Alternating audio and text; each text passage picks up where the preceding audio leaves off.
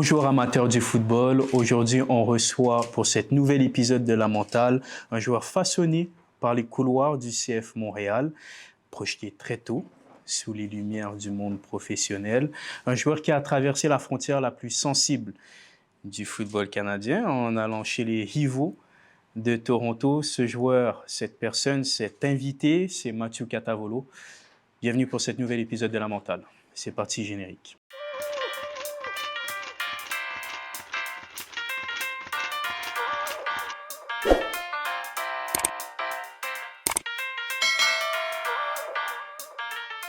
Mathieu, comment ça va? Très content d'être ici, ça va très bien. Et toi? Écoute, ça va super. On est en train de tourner un peu en off-season. Là. Tu reviens justement d'une très bonne saison en UCL2 avec Fort Wayne. Comment ça va pour de vrai? Pas la réponse automatique, j'ai envie de savoir. Vraiment par rapport à l'homme, l'être humain. Ouais, pour moi, à Montréal, off-season, je suis très content, avec la famille, avec les amis. En tant qu'être humain, on vit pour ça, avoir des beaux moments avec la famille, les amis. Après le foot, ça fait une grosse partie de ma vie aussi. Donc, côté foot, je suis très, très content de où j'en suis aujourd'hui, avec toutes les expériences que j'ai eues. Ouais, mais ça va bien, ça va bien. Cette année, un peu plus différente que les autres. Par contre, on est là, on a fait ce qu'on devait faire et ouais, on prend les challenges comme ils viennent et on s'adapte, on fait de notre mieux et on donne le maximum comme toujours, comme ça a toujours été. Tu viens de faire une vraie saison pleine aussi, que ce soit en UCL2. Après, tu es venu à Saint-Laurent. Qu'est-ce qui t'a motivé justement à partir aux États-Unis à ce moment-là de ta carrière? Ouais, donc j'ai vu, à la base, c'était quand même un peu difficile cette année en termes d'opportunités professionnelles. J'ai dû, un peu en conséquence de ma saison en 2024, parce que ça a été un peu compliqué en termes de minutes.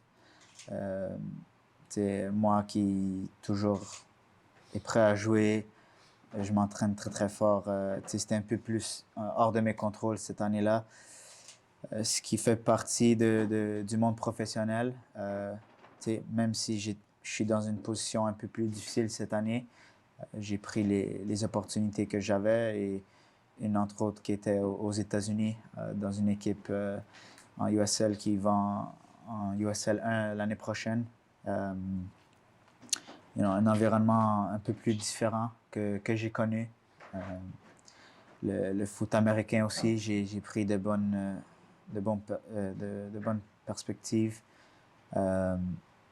Et oui, j'ai beaucoup appris. Je m'ai adapté aux environnements très, très vite et j'ai aussi fini la saison avec le CF Saint-Laurent, où est-ce que aussi j'ai très, très bien fait. Et ouais, à la fin de l'année, quand on y regarde, c'est beaucoup de minutes jouées, beaucoup de statistiques et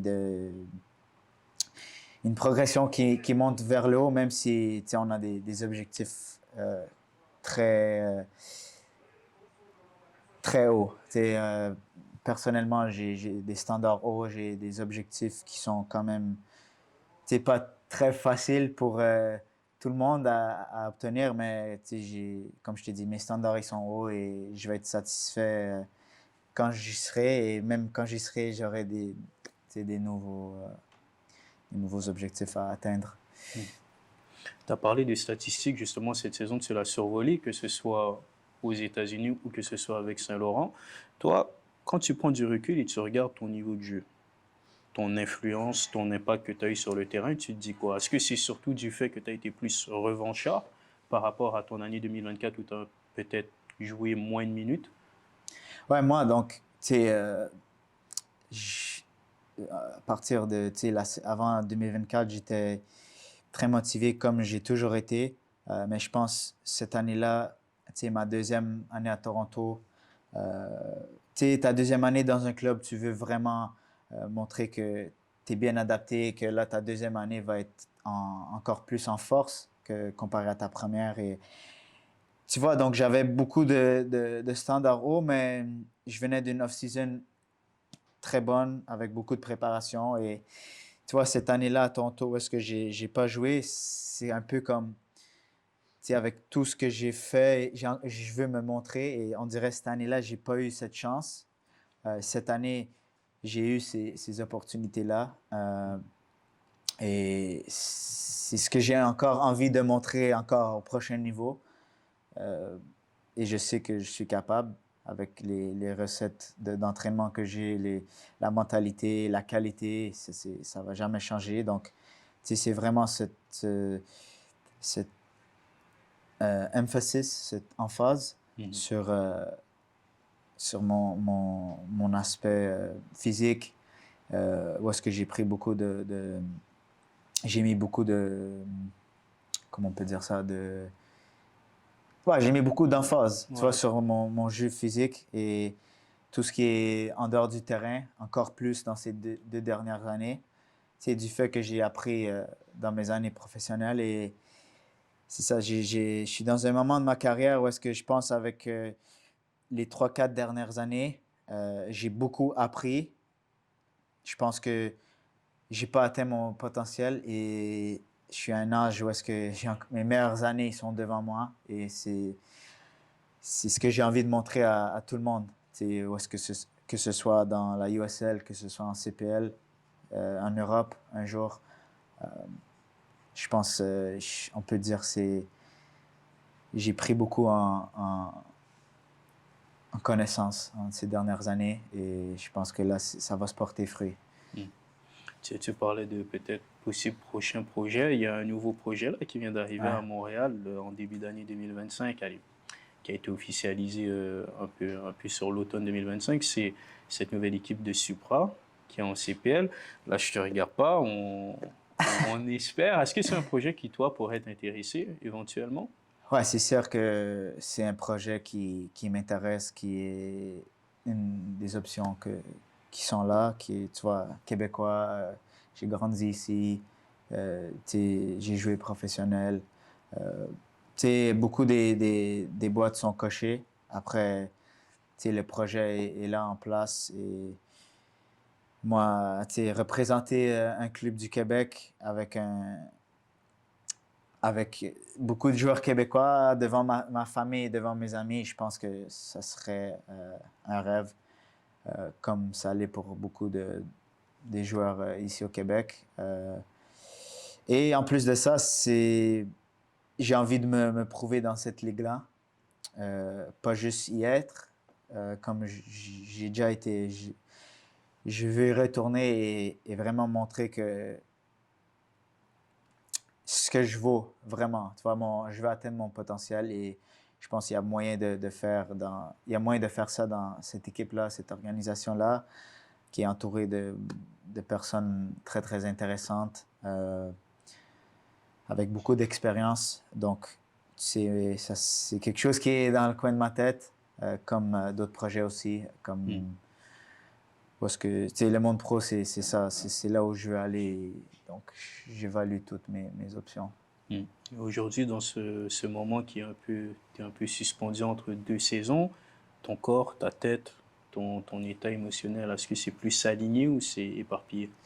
Ouais, donc moi, en venant de 3 années professionnelles, cette année a été un peu plus compliquée. Ok. Je pense que c'est une chose que je pense qu'il faut vraiment que tu vis pour comprendre, vivre le top, on va dire le monde pro, pas une année, 3 années, côtoyer des gros joueurs et ensuite te retrouver un peu dans une situation plus difficile où est-ce que tu dois jouer dans un monde semi-pro. C'est, c'est plus un choc mental, tu vois. C'est difficile à accepter des fois. Donc, pour revenir à ta question, ça a été un peu difficile au début, tu vois. Il faut que tu acceptes que tu es dans des conditions un peu plus difficiles. Par exemple, des entraînements 3 fois par semaine, comparé à 5 plus un match. Tu vois, là, tu es à 3 plus un match, tu es à Et je donne énormément de crédit à Saint-Laurent, la façon que, avant, il y avait Rocco, le président, comment il gérait son club. Euh, Jack, qui est un des directeurs, et le staff qu'ils avaient en place, qui est là, ils vont avec le Supra, ça a été annoncé, mais la façon qu'ils géraient l'environnement, c'était de très haute qualité pour un club semi-pro. Et je leur ai dit souvent, oui, on est semi-pro, mais chaque entraînement, chaque match, tout est fait avec la mentalité de professionnel, et je pense que ça m'a beaucoup, beaucoup aidé. La façon qu'ils faisaient leurs séances avec beaucoup d'intensité, beaucoup de qualité, séances vidéo durant la semaine, tu vois, ça m'a beaucoup aidé, et j'ai même énormément appris avec eux. Comme je t'ai dit, tu viens d'une saison un peu plus difficile sans jouer, et là, tu as ces opportunités-là, et je les ai pas pris pour acquis juste parce que c'est le Saint-Laurent. J'ai vraiment tout donné avec eux, et même avec le club aux États-Unis. Donc, en termes d'émotion, je dirais ça a été un peu difficile au début de l'année, mais avec les gens qui m'ont bien entouré, que ce soit le staff du Saint-Laurent, le président, directeur, tout le monde m'a très bien accueilli, et ils m'ont fait développer encore, parce que moi, je crois toujours en le développement. Il finira jamais, mais tu vois, vers tes 23, 24 ans, je pense que là, t'es un peu plus Ouais, dans cette force raffiné. de Ouais, l'âge, ouais. tu vois, il y a toujours des petits trucs à apprendre, même à mon âge, j'ai 22 ans. Donc, ils m'ont vraiment bien entouré, et j'ai très bien fait avec eux, et j'ai très bien appris. L'environnement, tout était vraiment au top. Au Hmm. top. Tu me parles d'environnement, j'ai envie qu'on retourne un peu à l'enfance. Tu sais, dans ce format-là, j'aime bien qu'on apprenne à connaître aussi, pas seulement le joueur, mais l'être humain. Et pour ça, il faut bien comprendre aussi qui est Mathieu Catarolo. Est-ce que tu pourrais me dire un peu dans quel environnement familial tu as grandi, d'où vient justement Mathieu? Ouais, moi, j'ai grandi à Montréal, déménagé à Laval. J'y suis encore. Euh, donc, je viens d'une famille de... Le terme en français, je sais pas, ça se dit-tu? Je vais le dire en anglais. Like in Italian, it's lavoratore. Donc, en anglais, working, like Ok, ouais, like une famille de travailleurs. ouais. Donc, ça commence de mes grands-parents, c'est des immigrants italiens, sont venus ici avec une valise, rien d'autre. Et c'est grâce à eux aujourd'hui, déjà je suis ici, déjà j'ai une belle famille, déjà j'ai tout ce qu'il me faut pour être bien. Ça revient à ceux qui ont tout donné à mes parents. Donc, ils nous ont toujours mis dans les meilleures conditions. Mes parents qui sont aussi des travailleurs. Mon père qui est un ingénieur, ma mère qui est comptable. J'ai une sœur plus vieille qui vient d'avoir son master's. Donc, elle aussi travaille très, très fort. On vient d'une famille qui... Le travail est à l'essence de la vie, et aussi d'autres qualités, like love, Ouais, family, ouais. une famille très, très proche. Et ouais, c'est un peu ça à la maison. Hmm. Et c'était comment justement à la maison, l'atmosphère quand on était plus jeune? Tu as des souvenirs de ton enfance? Ah oui, j'ai été très, très chanceux comme enfant. Beaucoup de bonnes leçons, on va dire, ce qui sert pour la vie. Donc ça, c'est, je pense, le plus important. Malgré que j'ai eu aussi beaucoup de belles choses, on va dire, des vacances, des trucs qu'on peut peut-être prendre pour acquis. Mais des vacances, ça m'a donné beaucoup de memories, like, beaucoup de souvenirs. Euh, Toujours eu ce que je devais pour avoir du succès, que ce soit à l'école, que ce soit dans mon sport que j'adorais pratiquer. Mes parents n'ont jamais dit non à quoi que ce soit. J'ai joué plusieurs sports, le hockey, le soccer. Euh, En termes d'activité avec les amis, ils m'ont jamais vraiment. Ils m'ont toujours laissé faire ce que je voulais. Et ils ont aussi été durs avec moi pour justement me garder dans un bon environnement respectueux, pour me donner les bonnes valeurs. Donc, ils m'ont donné, mais ils m'ont aussi, tu vois, tapé sur Ouais, il t'a les tapé bras, sur les doigts, ouais. tapé sur les doigts quand il fallait. Ouais. Et en termes d'école aussi, j'ai été à l'école privée, j'ai été aussi à l'école publique, j'ai fait le sport-études. Donc, vraiment, j'ai tout eu pour avoir du succès et je leur dois. Il n'y a rien qui va valoir ce qu'ils m'ont fait pour moi, on va dire. Hmm. Mais je suis j'apprécie beaucoup et je leur dois ma vie. Famille d'Italiens. J'imagine aussi que le foot, il n'est pas tombé comme ça dans tes mains, non? T'as pas dû marchander ta première paire de crampons? Ouais, non, j'ai commencé, je pense que j'avais 4 ans, le Ok. foot. Tu sais, comme je t'ai dit, la famille de travailleurs, mais ça reste que dans le temps libre, Ouais. le soccer était toujours présent. Tu sais, en grandissant, les équipes italiennes, moi c'était ça, je regardais beaucoup le football italien. Je regardais la Nazionale, Ouais. l'équipe senior d'Italie.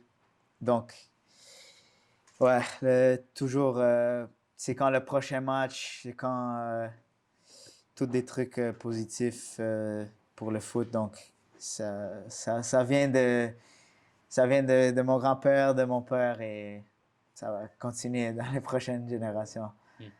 Et les premiers ballons, justement, tu les as vécus où? Avec quel club? C'est quand que tu as Ouais. commencé justement à jouer? Donc, j'ai commencé à Saint-Michel Ok. de 4 à 8 ans, surclassé déjà un peu. Pas parce que j'étais meilleur que les autres, mais du fait que le club, euh, c'est les restrictions qu'il y avait, les équipes qu'il y avait en place, ils avaient comme plus de joueurs un an plus vieux. Donc ça, du coup, j'étais déjà avec les surclassés. Et vers 8 ans, l'organisation avait un peu ça commençait à devenir un peu compliqué. Donc, je suis allé aux Étoiles de l'Est, à Laval, proche de chez moi. Ok. Euh, Ça, c'était la raison initiale et j'ai connu de très bonnes personnes, de très bons coéquipiers, euh, très bons amis. Parce qu'aujourd'hui encore, je parle à certains d'entre eux. Mais j'ai eu la chance avec un très bon directeur ex-professionnel, mais un très bon directeur sportif dans le temps, Sandro Grande, qui, dans une époque où est-ce que le Québec, le soccer, c'était encore c'est pas comme c'est l'est aujourd'hui, on peut dire ça. Lui, il avait une mentalité de développement et que dans le temps, je dirais pas beaucoup de clubs avaient. Et directement, quand j'avais 8 ans, il a vu mes qualités et de son expérience quand il grandissait, ben, le développement était très important. Donc, il commençait à me surclasser aussi là avec 2 ans plus vieux. Et tu vois, c'est des souvenirs que, par exemple, que je peux te donner. Tu sais, j'avais 11 ans. Division 1, dans le temps 2A, on va Ouais. dire, le plus haut. Tu sais, tu rentres dans le monde 3A, où est-ce que déjà le maillot est différent, donc tu sens que tu es à un autre niveau. Il y avait comme un chandail avec Avec l'école? Ouais. l'école. Ouais. Euh, les changements avec les cartes. Donc là, tu n'as pas de changement. Tu peux pas rentrer un joueur puis ressortir comme s'il était dans mon âge. Tu joues avec des gars, ils sont beaucoup plus grands physiquement. Donc, tout ça en fait que tu sens que tu es dans un environnement plus intense, plus dur. Et lui, il voulait voir comment je répondais. Il savait que j'avais la qualité pour et que ça allait être un processus. Donc, je pense que ça a été un très grand facteur de mon développement. Et ça m'a permis justement de me faire repérer avec l'Académie de l'Impact de Montréal, ce qui est maintenant le CF. Et, et ouais, donc je sais pas si tu veux continuer, mais ça a commencé comme ça. Puis arrive l'académie du CF Montréal. Comment les contacts se sont créés? De ce que je me rappelle, ils ont contacté mon directeur sportif et mon club aussi pour avoir la permission de se présenter au match. Ok. Donc, dans l'estrade avec Le petit calepin. le petit calepin. Ouais. T'étais au courant? Ils t'ont mis au courant? Ou ils t'ont Ouais, pas dit au Sandro, début? Ok. il voulait, tu sais, ça fait partie du développement. Tu es un bon joueur, il y a des gens qui veulent te regarder. Donc, Ça te mettait pas une petite pression supplémentaire? non, mais parce que durant ce temps-là, j'étais avec les un an plus vieux. Ok. Puis, ouais, j'ai fait mon match. Je pense que ce match-là, j'avais marqué. Une anecdote, le coach qui était présent, c'était Serge Dinkota, Ouais. qui est mon premier formateur À l'académie. coach, formateur à l'académie. Et il m'a dit, le premier match qui est venu me regarder, il m'a dit, il a ouvert son calepin. Donc, Ouais. premier 5 minutes, 10 minutes, il regarde le match. Il dit, passe pied gauche, passe pied droit, dribble. Il a tout vu en 10 minutes. Il a dit, il a fermé fermé son calepin. Je l'avais. C'était bon. Ouais. Tu sais, je pense pas qu'il est revenu à un autre match. Il me semble. Peut-être un autre match, juste pour toi, des fois tu veux confirmer, mais vraiment, ça, je suis pas sûr. Mais cette anecdote-là, elle était spéciale et elle m'a fait beaucoup rire. Il me l'a dit un peu après, tu vois. Ouais. Et c'était drôle. Et un autre très, très, un une très, très bonne personne et encore meilleur Formateur. coach formateur. Hein. C'est...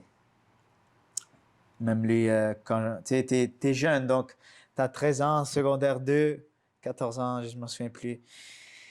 Et c'était pas que du positif. C'est pour ça que vraiment, ça permet au développement parce que justement, il voyait le positif. Mais pour avoir ce positif, des fois, il faut taper sur les doigts. Des fois, euh, il faut trouver des moyens pour pas lui dire qu'il fait bien, mais pour demander encore plus. Ouais. Et je pense c'est ça qui a contribué à mon développement, tu sais, pour un jeune joueur. Et même là, c'était très difficile au début quand je suis rentré à l'académie parce que je m'entraînais beaucoup plus. Tu vois, tu rentres dans les séances, des joueurs, ils prennent ils prenaient mon chandail Ouais. et tu comprenais un peu que c'était un peu. Les places, ils valaient un peu plus cher que où est-ce que j'étais. Tu sais, dans mon club, on sait ce que tu as fait. Mais là, même si tu es un bon joueur et que tu es meilleur que l'autre, ben, il va te faire savoir que tu vas pas l'avoir facile. La concurrence était La plus rude. concurrence, déjà à 13 14 ans, Mm. déjà, ils prenaient mon chandail. Moi, Ouais. j'étais un peu fâché parce que je me dis, on est à l'entraînement, Ouais. je suis nouveau déjà, tu me prends, tu sais, c'est des trucs Ouais. comme ça, mais j'ai vite appris que, et je m'ai fait comprendre aussi, on prend ton chandail, c'est faute, mais ça continue, il faut pas que tu le prennes mal, c'est Ouais. juste, c'est ça le haut niveau. Mm. Donc déjà à cet âge-là, je comprenais un peu ça, la vie du monde professionnel, et eux, leur but, c'était de te préparer. Yeah, à ce monde-là, à ce monde professionnel. Ouais. Mais du fait que tu passes de la réalité du football amateur où tu étais surclassé, tu étais performant, que tu arrives à l'académie du CF Montréal où tu te retrouves possiblement avec, c'est pas possiblement, c'est la seule académie Ouais, dans le temps. de la Ouais. province professionnelle. Tu es dans un groupe de 23, 26 joueurs maximum. C'est peut-être les 23, 26 de ta catégorie d'âge. Ben, c'était tout ce qui était hors du terrain était un peu bizarre. Tu vois, le sport-études, je n'étais pas habitué. Moi, j'étais à l'école privée. Là, je vais à l'école publique. Je fais des moitiés de journée d'école. Ma mère était pas Ouais. trop contente, mais ça reste que si je voulais si je voulais continuer. Et ça revient à, ils m'ont toujours laissé faire ce que je voulais. Donc, ouais, tout ce qui était en dehors tu prends le bus pour aller t'entraîner l'après-midi au lieu du soir. Donc, tous ces trucs-là m'ont un peu ont un peu fait que j'ai dû m'adapter. Ok. Donc, il y avait une bonne période d'adaptation. Tu sais, il y avait même des jours où je voulais arrêter parce que j'étais jeune, tu as de la misère à... Tu es trop habitué au monde amateur. Puis ça reste que, tu sais, j'ai continué, le bon entourage, mon père, il connaissait bien ces types de trucs-là et il sait que c'est un processus et que tu dois, même avec le coach, on doit travailler, on doit continuer. Et il avait raison. Ça a pris 3 4 mois. Et après, tu sais, j'étais content d'aller aux entraînements, j'étais content d'aller à l'école. Tout a changé, mais ça reste qu'il y avait un processus de difficulté qui m'a permis encore de développer en tant qu'humain, en tant que professionnel, joueur de l'académie de professionnels. Et ça vient aussi de Philippe Lafroy, son projet qu'il a mis en place parce que de la pré-académie, l'académie jusqu'au pro, il y avait tout un processus et ça en faisait partie. Donc, c'est un peu ça. Hmm. J'ai vite compris que il y avait une grande différence. Ouais. Première question que tout jeune se pose à un moment donné quand ils sont dans une académie, c'est est-ce que la marche n'est pas trop haute pour moi? Est-ce que toi, tu t'es déjà posé cette question-là intérieurement pendant tout ton processus à l'académie?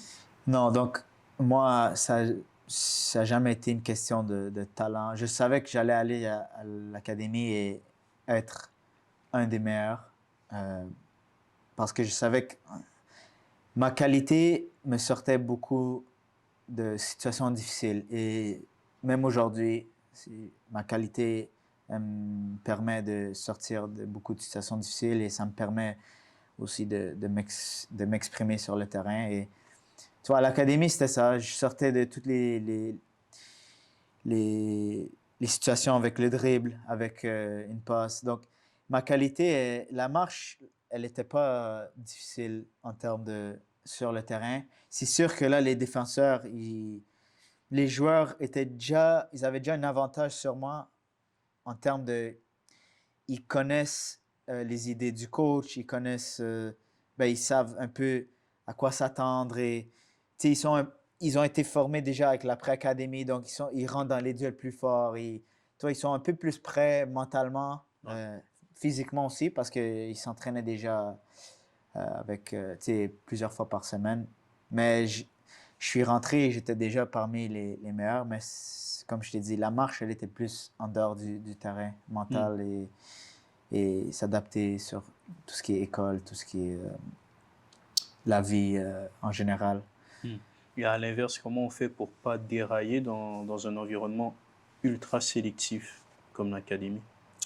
Ouais, c'est un peu bizarre que je te dise ça, mais j'y pensais, je le regardais même pas comme ça.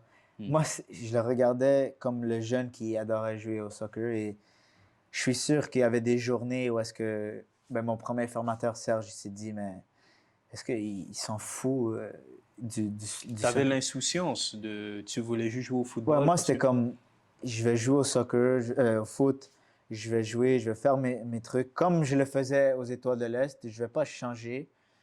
Mais je suis sûr qu'il y avait des trucs que peut-être je devais m'adapter un peu plus vite ou le faire d'une manière plus professionnelle. Tu vois, mais c'est des trucs comme ça que j'ai pas vraiment fait.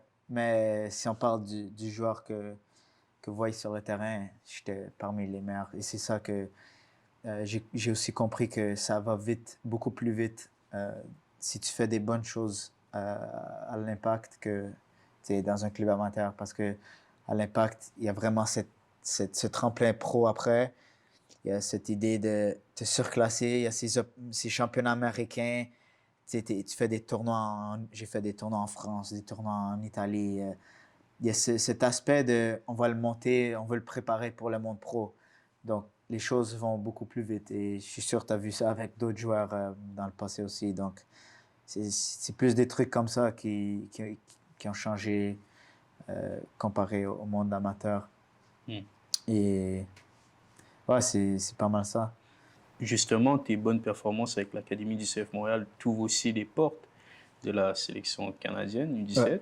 où tu fais notamment la Coupe du Monde U17. Comment les premiers contacts se sont faits? Est-ce que c'est à travers tes saisons? Est-ce que tu étais déjà sélectionné depuis un petit bout? Donc, ça a commencé en U15, où est-ce qu'on fait un tournoi à 4 équipes, Toronto, Montréal, Vancouver, puis une autre équipe, excuse-moi, 5 équipes.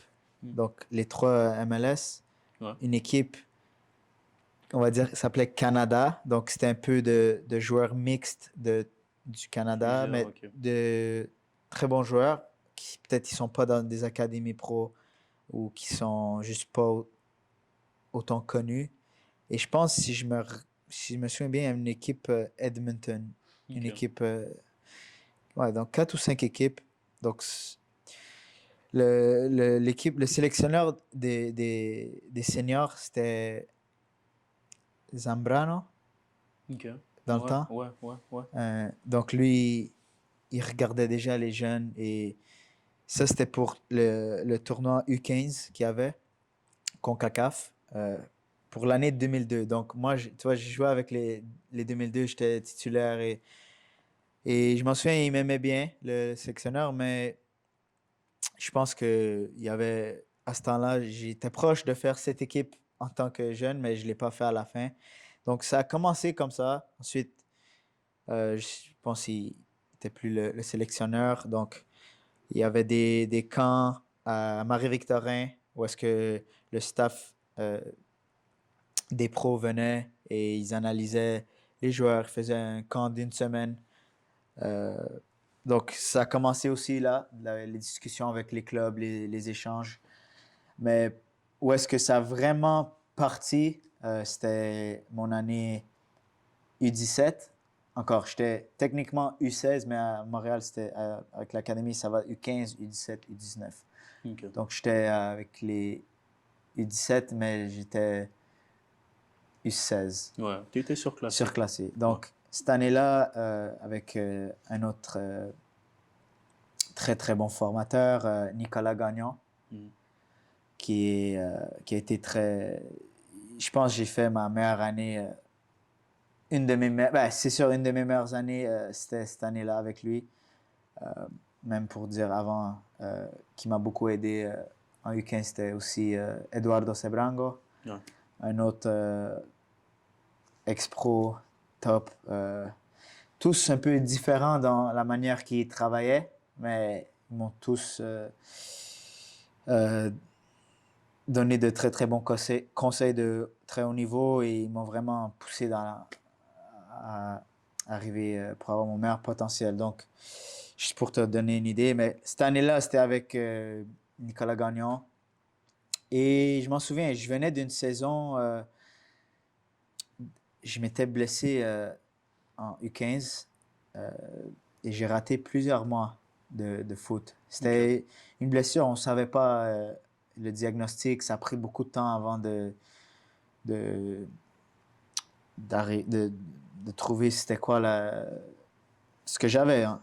Fait que, et Serge, je m'en souviens, on avait un peu d'échange un peu plus avec de la colère parce que peut-être il pensait que moi je le voulais pas, mais la réalité, ce qui m'avait fait comprendre, c'est que en dehors du terrain, il faut vraiment, toi, tout ce qui est nutrition, stretching, dormir. Il voulait que je comprenne que c'était très important et que eux, il y avait un haut ceiling, un haut potentiel pour moi. Ouais. Donc, il voulait vraiment que, tu vois, j'arrive à mon potentiel. Donc, c'était des bonnes conversations à la fin de la journée, mais moi, j'avais vraiment un truc que j'arrivais pas j'avais toujours de la douleur et de la douleur. Et je m'en souviens, le docteur, il m'a dit, prends 4 semaines off. J'ai pris 4 semaines off et je suis revenu et j'avais encore mal.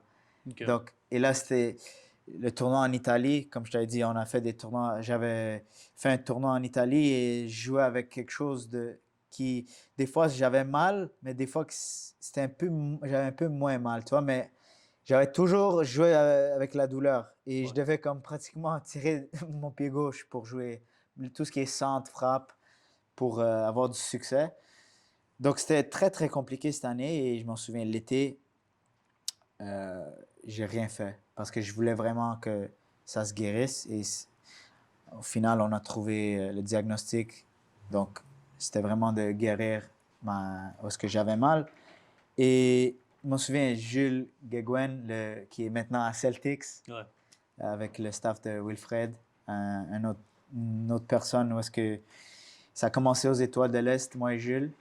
Et c'est lui, en fait, qui dit, je pense, à Serge d'aller. Il y a un bon joueur ici. Donc, encore des très, très bons formateurs. Lui, c'était plus le côté physique. Donc, tout ça pour dire, cet été-là, je reviens et il me demande, est-ce que tu as suivi mon plan de physique? Parce que là, tu rentres avec les 17. Tu sais, c'est les plus vieux. Physiquement, ça va être... C'est plus costaud. Hein. Et moi, j'avais suivi un plan de la physio qui était un peu moins... il y avait un peu moins de charge, un peu moins intense. Donc, je m'en souviens, il m'a dit, Matt, il faut, tu sais, c'est une année importante, il faut... Mais encore, moi, dans ma tête, je pense qu'au football, je me laisse pas trop faire. Et finalement, cette année-là, c'était une de mes meilleures années. Première moitié de saison, je commence sur le banc parce que tu es jeune et tu dois prendre tes opportunités. Il y a des bons joueurs plus vieux que toi à ta place. Et j'ai pris mes opportunités, marqué beaucoup de buts et tranquillement, les sélections arrivent pour la Coupe du Monde. Là, à ce moment-là, on était en 2018 et la Coupe du Monde en 2019. Donc, je fais une bonne première moitié de saison. Deuxième moitié qui arrive, je fais encore très, très bien. Et là, il y a la sélection John Herdman qui vient voir nous. Ils font une semaine avec nous. Il y a un camp au Mexique. Donc, déjà, je me fais appeler à un camp de 30 joueurs avec la sélection 2002. Moi, je suis 2003, donc... déjà, faire partie de ce camp-là, c'était incroyable. Non, mais c'était incroyable parce que pour moi, c'était juste le fait d'être là. Et après, tu arrives là et tu te dis, pourquoi pas plus? Peut-être on va aller chercher plus, tu vois. Et pourquoi pas être dans la CONCACAF, c'était 2 mois après ça. Donc, pourquoi pas aller chercher ça? Et je m'en souviens, j'avais eu un meeting avec le sélectionneur des 17 et il m'a fait comprendre que c'était un camp de 10 jours et qu'on on finissait le camp avec 2 matchs et que ces matchs-là, ils allaient être importants pour moi et pour me montrer que je voulais faire partie de cette équipe. Et ça m'a fait mal un peu parce que, tu vois, je voulais vraiment faire partie de ce tournoi-là. Et à la fin de ces 2 matchs-là, j'ai été très convaincant. J'ai même mis un but dans un des 2 matchs. C'est contre Pumas, U17. Club America U19, U17, je pense un truc comme ça. Et je me sentais très en confiance. Après ça, je retourne en club. Je fais la génération Adidas avec encore Nicolas Gagnon. Je joue des Flamengo, Valencia, Olympique de Lyon, Barcola, Malo Gusto, comme on s'est dit dernière fois.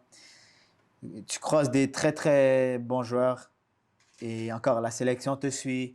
J'ai marqué contre Flamengo. Tu vois, tu fais des bonnes performances. Et ensuite, je me fais appeler à la CONCACAF U17. Et encore, premier match, je ne suis pas supposé de jouer. Je prends mon opportunité de passer contre les US. Après ça, je sais que ma place commençait à se faire en tant qu'ailier droit. Et j'ai pris mes opportunités. Et après ça, comme tu as dit, la Coupe du Monde, numéro 10, qui vient plusieurs mois après. Et c'est pas par chance. J'ai suivi le processus. Et moi, je suis un joueur que, avec le temps, si je suis dans un bon environnement avec des gens qui ils ont de la confiance en moi, je sais que ça va porter fruit. Le meilleur, il arrive avec le temps. Tu sais, il y a des joueurs, des fois, tu vois leur meilleure version direct au début et qu'après, ça descend. Moi, c'est le contraire. Et ouais, non, c'était une expérience incroyable. Alors, tu l'as dit toi-même, 2019, Coupe du Monde U17, numéro 10 dans le dos. Ouais. Toi, quand tu y repenses aujourd'hui, c'est quoi que tu ressens à ce moment-là? En 2019. Ouais. Ouais, non, c'est des trucs comme... Je pense, pour comprendre, tu dois le vivre. C'est dur à donner ce sentiment-là à quelqu'un. Je m'en souviens, j'étais à mon école à Lester B. Pearson, dans une classe de français.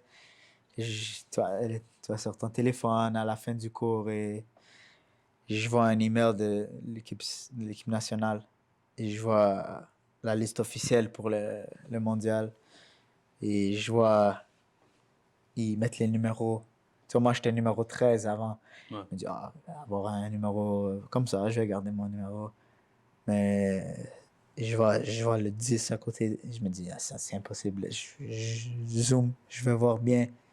Là, je vois, non, c'est impossible. C'est impossible. Et finalement, c'était ça. Et pas que c'était impossible dans le sens que je le méritais pas, mais c'était juste, tu vois, c'est des moments que sont incroyables à vivre et tu te dis, ça m'est arrivé et que là, tu rentres dans un tournoi avec les meilleurs de ton âge. Ben, de ton âge, c'était avec les 2002, mais ça reste que Ouais. c'est proche de ton âge et c'est mondial. C'est plus aux États-Unis ou un tournoi en Europe. Là, c'est le monde qui voit ça. Mm. Donc, c'était un feeling unique, je dirais. Représenter ton pays, c'est une fierté, une pression, une confusion, c'est une mission, c'est quoi? Surtout dans un événement aussi grand, comme tu as dit, pour une Coupe du Monde. Ouais, donc c'est cette année-là que j'ai compris un peu que, OK, là, il y aura des sélections et que, OK, j'ai jamais pensé à ça. Tu sais, en grandissant, comme je t'ai dit, la culture, tu vois, peut-être en Europe, ben, je suis sûr que c'est différent. Les jeunes, dès ils ont 9 10 ans, ils savent que le monde pro est un objectif. Mais pour moi, je dirais à cet âge-là, vers mes 16 ans, 17 ans, que C'est ouais, là que tu as compris. ouais, 16 ans, j'avais 16 ans. C'est là que j'avais compris, OK, là, il y a la Coupe du Monde, il y a déjà la CONCACAF avant ça. Donc, tu te dis, là, je vais représenter mon pays. Mais encore, c'est quelque chose de un peu bizarre au début parce que tu es comme, OK, je suis plus avec mon club, là, je vais en sélection. Là, tu vois, OK, il y a des trucs nouveaux, même en dehors du terrain. Beaucoup plus d'argent investi dans des camps. Puis tu te sens un peu comme, on va pas dire une star ou quoi que ce soit, mais c'est un feeling genre unique parce que tu représentes les meilleurs du pays. Donc, forcément, c'est nouveau et c'était un peu émotionnel aussi parce que là, tu représentes ton pays et tout le monde te regarde. Et c'est là que j'ai compris que, OK, là, ça commence à être, on va dire, plus sérieux, là. Tu ne vas pas seul non plus parce qu'il y a 7 joueurs de l'académie qui te rejoignent aussi. Ou si Ouais. vous n'êtes pas 7 au total joueurs de l'académie, ça t'aide aussi dans le groupe. J'imagine aussi que c'est des joueurs que tu as côtoyés. Ouais, donc je m'en souviens plus exactement à la CONCACAF, on était combien de Montréalais? Après, tu sais, pour la Coupe du Monde, on était 7. Donc, c'était tous des gars avec qui je jouais cette année-là. Donc, il y avait des bons partenariats. Euh, tu sais, même le fait que j'ai joué la CONCACAF, déjà, même avec les gars de Toronto et des gars de Vancouver et des gars d'Europe, tu sais, on avait déjà construit, même si le, le roster avait un peu changé pour cette Coupe du Monde, mais le bon core est resté quand même. Donc, ça m'a beaucoup aidé et tu te sens un peu plus, comment dire, à la maison. T'sais, dans des tournois, je pense que c'est des trucs importants que tu te sens bien. Donc, tu as des amis, des amis, des coéquipiers que tu côtoies tous les jours. Donc, tu gardes cet élément de comment on peut dire, like comfort, you Yeah. know, like an element Ouais. of comfort. Mhm. Donc, tu te sens bien, donc ce qui est très important mentalement, physiquement. Donc, ça a joué, ça a donné un plus pour tous ces 7 joueurs et pour moi aussi. Dans ce groupe de la Coupe du Monde, il y avait le Brésil qui va finir aussi par remporter la compétition. Ah. Donc, Brésil, Angola, et la Nouvelle-Zélande. Mm. Tu vois, tu te dis un groupe où est-ce qu'il y a moyen de quand même faire quelque chose. Ouais.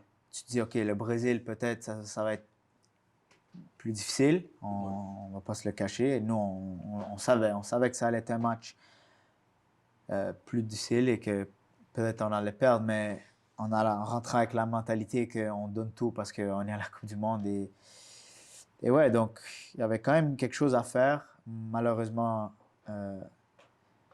contre l'Angola, on marque en premier, ils égalisent, on marque, la VAR annule le but et ils marquent les dernières 5 minutes.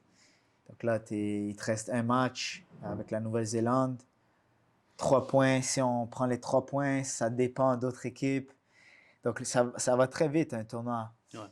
Donc, on a fait un très bon match contre la Nouvelle-Zélande. Encore, on prend un but de 30, coup franc 35 mètres. 35 mètres. Ouais. C'est des débuts, on se fait refuser un but par la VAR.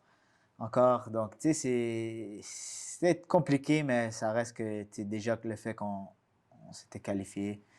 Une petite anecdote, moi, j'avais pris des penalties contre le Costa Rica pour justement se qualifier à cette Coupe du Monde.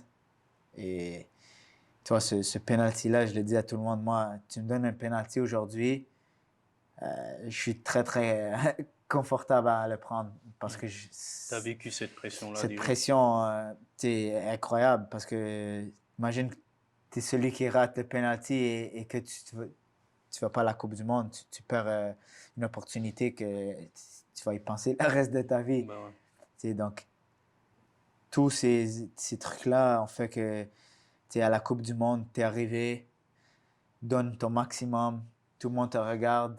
Il y a peut-être moyen que il y a quelqu'un qui te regarde et ça t'aide pour passer à un autre niveau. Et pour dans ton club aussi, ça a beaucoup de valeur pour tes dirigeants, les directeurs sportifs qui étaient là en place.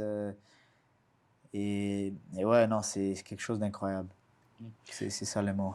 Et d'un point de vue collectif, ça c'est plutôt, bon, c'était une expérience unique aussi. Ça s'est ponctué avec une dernière place, si je ne me trompe pas. Ouais, de 0 point. Ouais. Est-ce que toi, comment tu te juges, toi, ta performance sur la compétition? Est-ce que tu as débuté dans un rôle de titulaire, de remplaçant? Ouais. C'était comment? Ouais, moi, je savais qu'en rentrant, j'étais très confiant. Je savais que, de par ce que j'avais fait avec l'équipe, j'étais quand même un élément clé pour qualifier l'équipe. Donc, ma place, elle était là. Je l'avais et je savais que malgré ça, il fallait que je continue à montrer. Moi, ce que les gens, ils savent pas, c'est que je pense, j'avais même eu peur. C'était un mois avant la compétition. Justement en USSD avec en U19. Donc là, tu es 1, 2 ans surclassé. J'ai pris un coup dans un match, un coup quand même intense dans ce championnat-là, un mois avant le tournoi. Et ça fait en sorte que pendant deux semaines, j'étais... Tu sais, après le match, j'étais en béquille. Ok. Mais ça Rétabli rapidement. s'est vite rétabli, mais j'avais peur parce que dans un mois, j'avais la Coupe du Monde et je voulais pas la rater à cause d'une blessure. Et ça, donc pendant 2 semaines, je pouvais pas courir, je pouvais pas, j'avais de la misère à bien me mettre en forme. Et avec les connaissances que j'ai aujourd'hui, dans ce temps-là, je pouvais pas, j'avais pas ces connaissances-là de conditionnement physique ou quoi que ce soit. Donc, c'est pas un regret que j'ai parce que je le savais pas. Mais si aujourd'hui j'avais le mental pour retourner, j'aurais un peu mieux préparé Ta Coupe du Monde? ma Coupe du Monde. Mais aussi, il faut considérer que j'étais blessé aussi. Donc, c'était une situation difficile. Puis je m'en souviens, je m'ai rétabli juste à temps pour le camp en Argentine avant la Coupe du Monde. Et même le premier entraînement, j'avais un peu encore mal. J'ai pris les Advil pour pas que je le sente. Et 1 ou 2 entraînements en Argentine, Là, c'est parti. Et vraiment, tu sais, c'est là que j'ai repris la forme. Mais ça reste que j'étais pas à mon top. C'est 90 minutes. Tu sais, j'étais bien pendant, tu sais, on va dire 70, 75, mais juste cet élément de conditionnement où est-ce que j'aurais aimé être un peu plus en forme. Mais tu sais, il y a des choses qui arrivent, des blessures que tu contrôles pas. Mais non, j'ai vite pris ma place de titulaire. Tu sais, on a fait 2 matchs amicaux contre l'Argentine et un contre le Mexique avant le tournoi.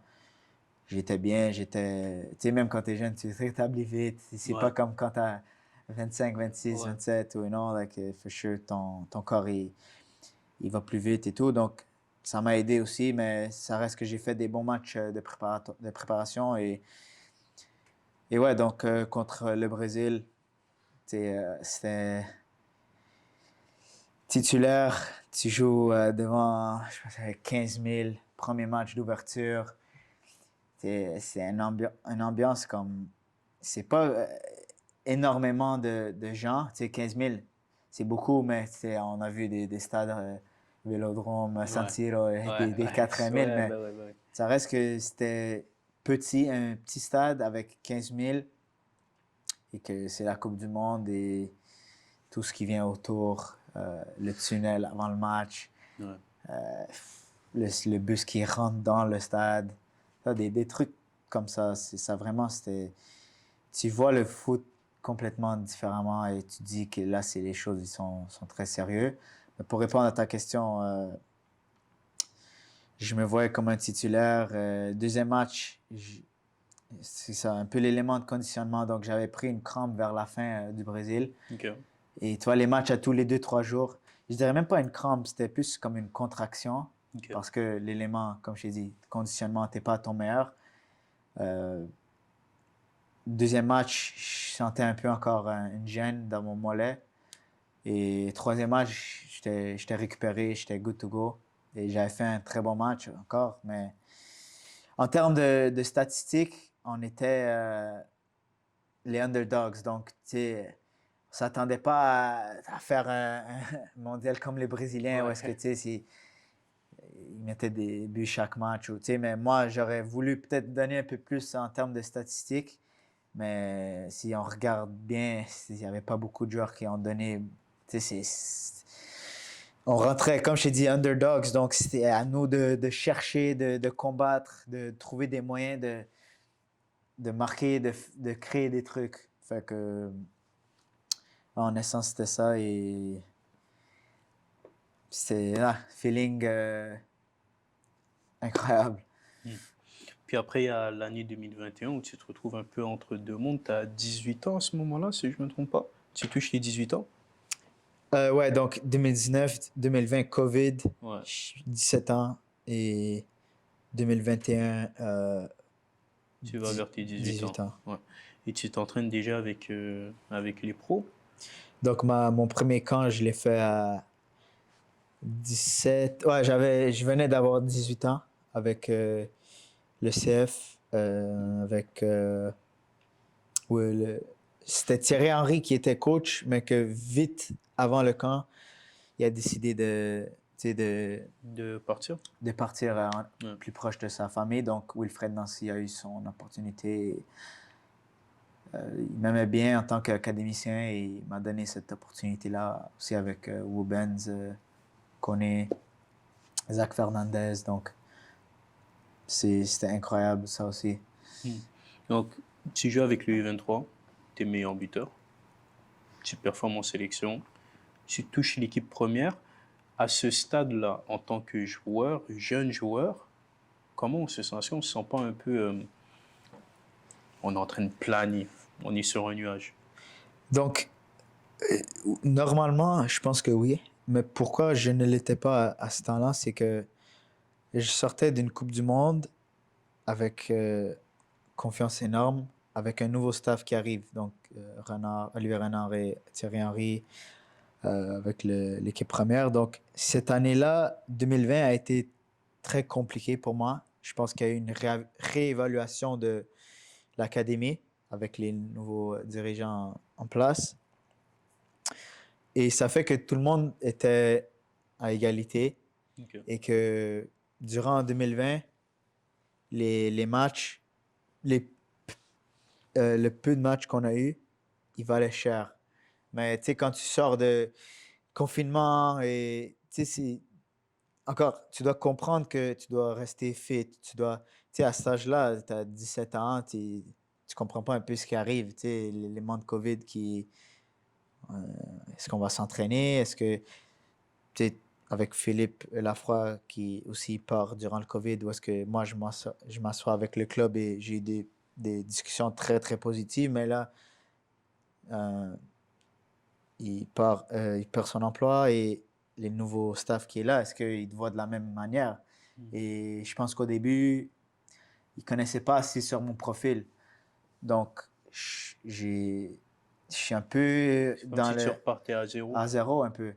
Et c'est pour ça que je te dis que je me sentais pas, quand 2021 est venu, que je me sentais pas sur un nuage parce que j'étais en train de me reprouver à des nouvelles personnes qui savaient que j'avais de la qualité, mais tu sais, pour te donner un exemple, avec les 23, ils me voyaient comme un bon joueur, un joueur qui sort du lot, mais qui est peut-être pas dans nos priorités à voir ou on voit avec l'équipe première. Donc pour moi, c'était je veux ma chance, je veux avant de penser ailleurs, Europe ou tu sais, je veux vraiment avoir mon opportunité avec l'équipe première et tu sais, avec Olivier, il savait que j'allais l'avoir et c'était juste une question de temps et en 2021, il me donne cette opportunité-là avec deux, trois autres joueurs comme je t'avais nommé.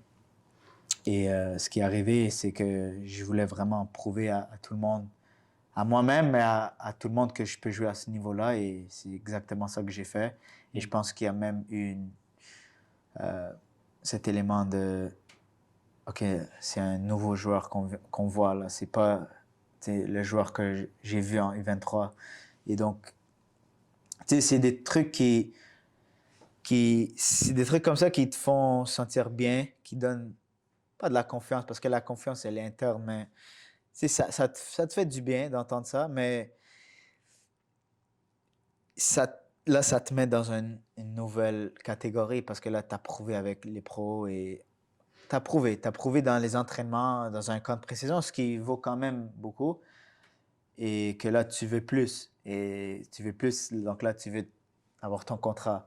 Et c'était ça la prochaine étape à, à avoir. Mm. Pourtant, le contrat pro avec le CF Montréal, il n'arrive pas. Comment toi tu le vis à ce moment-là? Est-ce que tu le prends comme un choc, une blessure interne? Tu vis ça comment? Ouais, donc pour moi, ce qui est arrivé, c'est que j'ai fait un très très bon camp de préparation, de pré-saison. Et il y avait beaucoup de joueurs à ce temps-là. euh, donc, encore les restrictions de COVID. Donc, je suis pas parti en Floride avec eux. Le seul qui allait, en fait, c'était Ismaël, qu'on est. Et donc, le plan, c'était que dès que les pros y reviennent, que je vais être avec eux à temps plein. Et l'idée que je suis pas allé en Floride, c'était pas une question de on veut pas que tu viennes, c'était une question de tu vas être à côté un peu, faisant des entraînements un peu plus privés. Donc, ça valait pas c'est mieux que tu joues tes matchs en U23, tu restes fit, tu sais que tu es mis à l'écart avec les pros. Tu sais, c'est bien que tu viens en Floride, mais en Ouais. termes de développement, et tu vois, Wobenz aussi, un peu dans la même situation que moi, c'était nous deux, et ils lui ont dit, lui, je pense qu'il devait se faire opérer un petit 2, 3 mois, c'était une petite opération, mais qu'après ça, il allait revenir aussi avec les pros. Et quand les pros, ils sont revenus, le club a tenu sa promesse avec moi, donc, toi, c'est des trucs, OK, donc ils voient vraiment quelque chose, ils ont tenu leur promesse, et pour moi, ils m'ont dit que c'est mieux que je reste avec eux entraîner et jouer les matchs en U23, comparé à Rubens qui est un peu plus vieux. On va l'envoyer à Forge pour qu'il joue contre un peu de la meilleure qualité, tu vois, parce qu'il est un peu plus vieux et un jeu plus physique en CPL. Et nous on s'est dit que c'était une question de temps pour la signature. Donc, c'était un peu une situation particulière. Et à la fin, ça s'est pas arrivé. Tu sais, mais il y avait aussi l'option que je retourne à la pré-saison. Hmm. Donc, à la fin, je sais pas ce qui est arrivé sur leur côté, mais pour moi, je devais faire une décision dans la nouvelle année en 2022 en janvier. Je dois réévaluer ma situation. Est-ce que je vais en camp de pré-saison? Il y a la sélection en même temps des U20 qui arrive. Est-ce qu'ils vont me signer si je fais un autre bon camp de pré-saison? Donc, tous ces éléments-là, un peu que tu sais, es un jeune joueur, tu dois jouer les 23, ils allaient en PLSQ. Donc, tous ces options-là, et j'ai décidé à ce moment-là, pour ma carrière, il y avait la Coupe du Monde du 20, les qualifications pour les Jeux Olympiques qui arrivaient. Donc, l'environnement était très important d'être dans un monde professionnel, même en parlant avec le sélectionneur des U20. Donc, j'ai décidé d'aller cette route-là à Valor en faisant les U20 cet été-là aussi. Mais pour revenir à ta question, ça m'a fait énormément du mal parce que j'ai fait toute mon académie là, j'ai 13 à 19 ans. Et pour moi, je pense que ça aurait changé ma carrière aussi. Je pense que j'avais le côté technique, côté IQ pour jouer. Tu sais, le physique, ça se développe parce que à 18 ans, j'étais encore plus mince que ça. J'étais encore. Tu sais, j'ai toujours été vite, explosif, mais c'est sûr, tes os, ils grandissent, tout change, ton corps, il Ouais. change. Donc, ça, c'était clair que j'allais prendre en puissance avec le temps. Tu travailles avec Jules à l'époque, qui était le sport scientist, le préparateur. Et tu sais, j'aurais vraiment aimé avoir ma chance en MLS, même une année en MLS, juste faire des rentrées de match ou quoi que ce soit. Et je pense que ça s'est pas fait de peu, mais j'ai pris l'autre route qui était aussi une très bonne route pour un jeune joueur. J'ai vu des perspectives différentes. Tu pars de chez toi et tu joues avec l'équipe nationale encore. Donc, c'est une année très positive pour moi aussi. Mais ça fait du mal parce que c'est ton club de cœur, Montréal. Et ça va toujours l'être. C'est la ville où j'ai grandi et maintenant, ça fait partie du passé et peut aller vers l'avant. Hmm. Mais le monde professionnel, tu vas le goûter sur la même année parce qu'il y a ce contrat à Valour qui arrive. Comment, justement, on te propose cette arrivée Valour? C'est... Ouh, tu dois m'aider là, c'est pas... C'est... Phil Dos Santos, le Ouais, coach? ouais, Ouais, ouais, ouais. Phil Dos Santos. Ouais, c'est Philippe Dos Santos.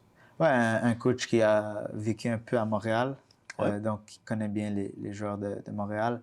Pour moi, si le projet était que j'aille là et je me montre mes qualités, après, tu sais, il y avait beaucoup de vétérans aussi, beaucoup d'ajouts qui ont été faits après moi, bons joueurs aussi. Et, tu sais, ça a bien commencé. Je dirais pas que c'était une année ultra positive, mais c'était une année ultra positive dans le sens des minutes, tu vois, pour un jeune, mais positive dans un autre sens parce que, tu sais, ça a très bien commencé. Ensuite, toi, tu perds ta place, tu pars en équipe nationale pour un camp, donc tu perds ta place. Et c'est des trucs comme ça que, tu sais, quand j'étais jeune, je le voyais pas de cette manière. Et, tu sais, là, je comprends beaucoup plus le côté du monde pro. Donc là, tu perds ta place, tu reviens. Malheureusement, j'ai eu le COVID un peu. Ça m'a mis en difficulté. Je ne m'ai pas vraiment entraîné et j'ai joué un match. Donc là, tu perds un peu ta place à cause de quelque chose qui est un peu hors de ton contrôle. Et là, tu dois la regagner. Donc, ça a pris un mois et demi à avoir plus de minutes, plus de minutes, plus de minutes, plus de minutes. Et là, tu es à force de travailler fort à l'entraînement et tu rentres, tu fais une passe D. Donc là, tu sais, ça joue beaucoup sur le La dynamique, ouais. ouais, la dynamique, le momentum. Et là, tu t'attends à, tu sais, tu fais une passe D, j'ai joué 45 minutes, je suis rentré à la mi-temps. Et là, tu te dis, OK, prochain match, je vais être titulaire ou tu as fait une bonne entrée, mais je pars encore pour les Jeux Olympiques, pas les Jeux, la qualification pour Coupe du Monde et les Jeux Olympiques. Donc, tu rates 3-4 matchs. Là, tu pars comme ça et là, pas que c'est bas, là, tu vas en équipe nationale, c'est très fort, mais ça bloque pour ton club. Parce qu'il doit trouver un système de jeu sans toi, tu peux pas être inclus. Donc, si l'équipe fait une bonne prestation, ben, il va pas changer. Les alignements, les joueurs, c'est comme ça un peu. Beaucoup de choses que j'ai appris cette année-là. Et c'est moi qui fais une bonne sélection U20. Malheureusement, on n'arrive pas à l'objectif à cause des penalties. Extra time, on marque. Il marque à la fin.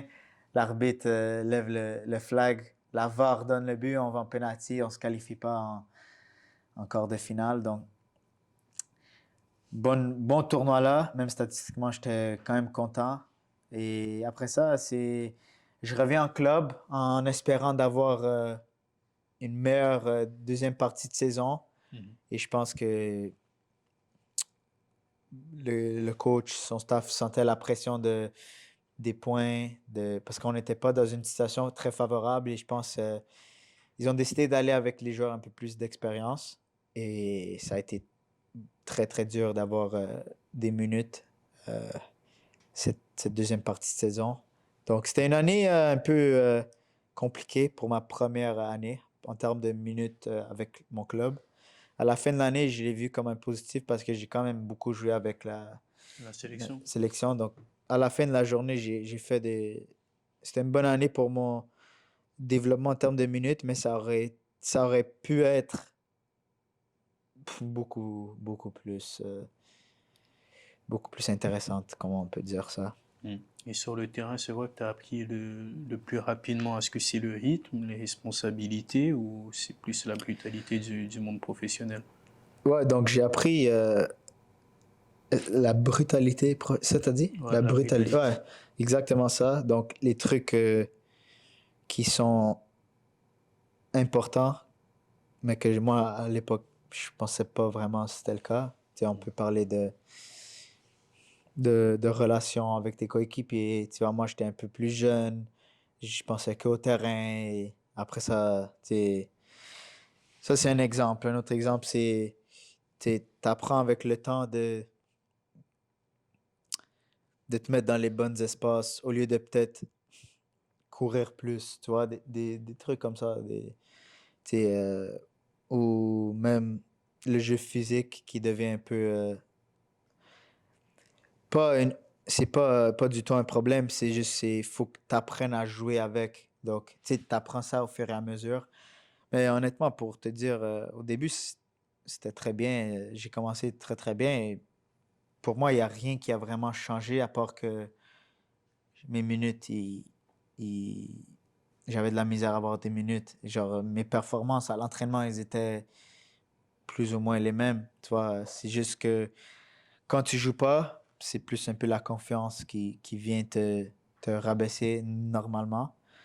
Mais je dirais que même à ça, mes coéquipiers, tout le monde voyait la qualité, mais je pense que cet élément d'être le plus jeune dans le vestiaire aussi était un peu plus, ça m'a pas vraiment aidé parce que considérant qu'il y avait beaucoup de vétérans, eux, ils voyaient aussi comme t'es jeune, c'est ta première année, c'est une année d'apprentissage. Mais moi, le jeune qui vient du CF, qui était à ça de signer en MLS, je le vois pas comme ça. Je veux jouer et je veux montrer à tout le monde ce que je sais faire, juste comme je l'ai fait au début.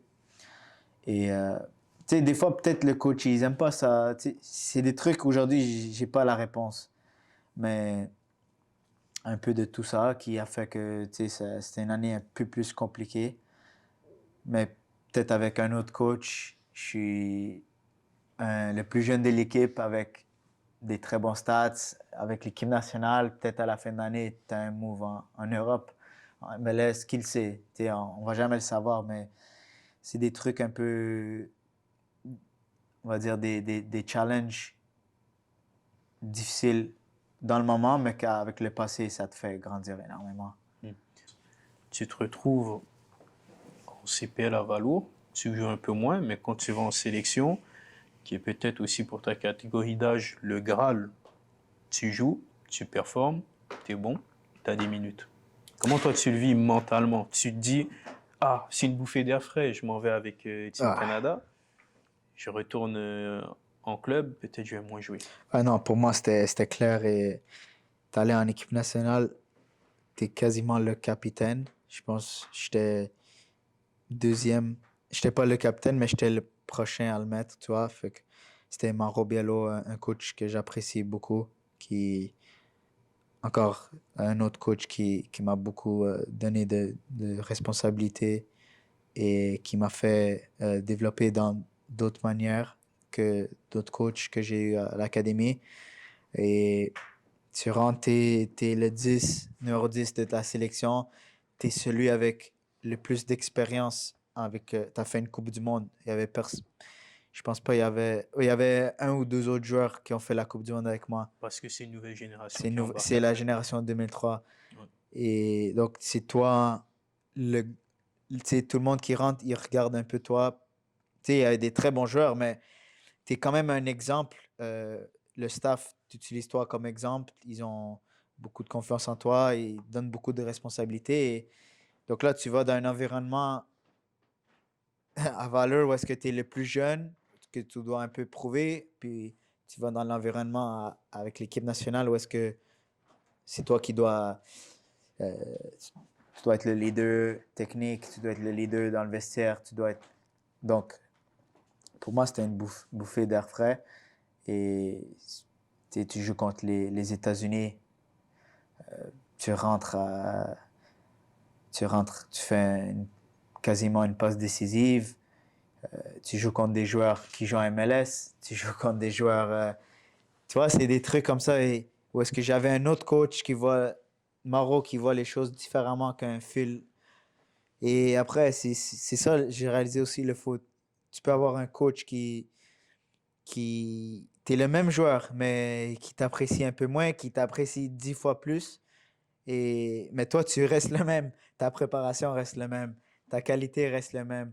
Mais la façon qu'il te voit change. Et c'est juste ça, en fait. Donc, pour moi, le tournoi a duré 3 4 semaines.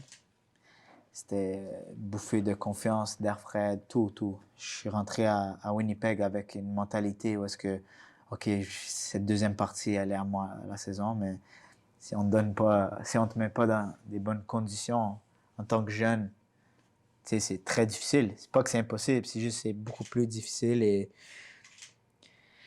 c'est pas un regret, c'est juste j'aurais aimé que c'est des moments qui changent des carrières, tu vois, et on peut juste le savoir.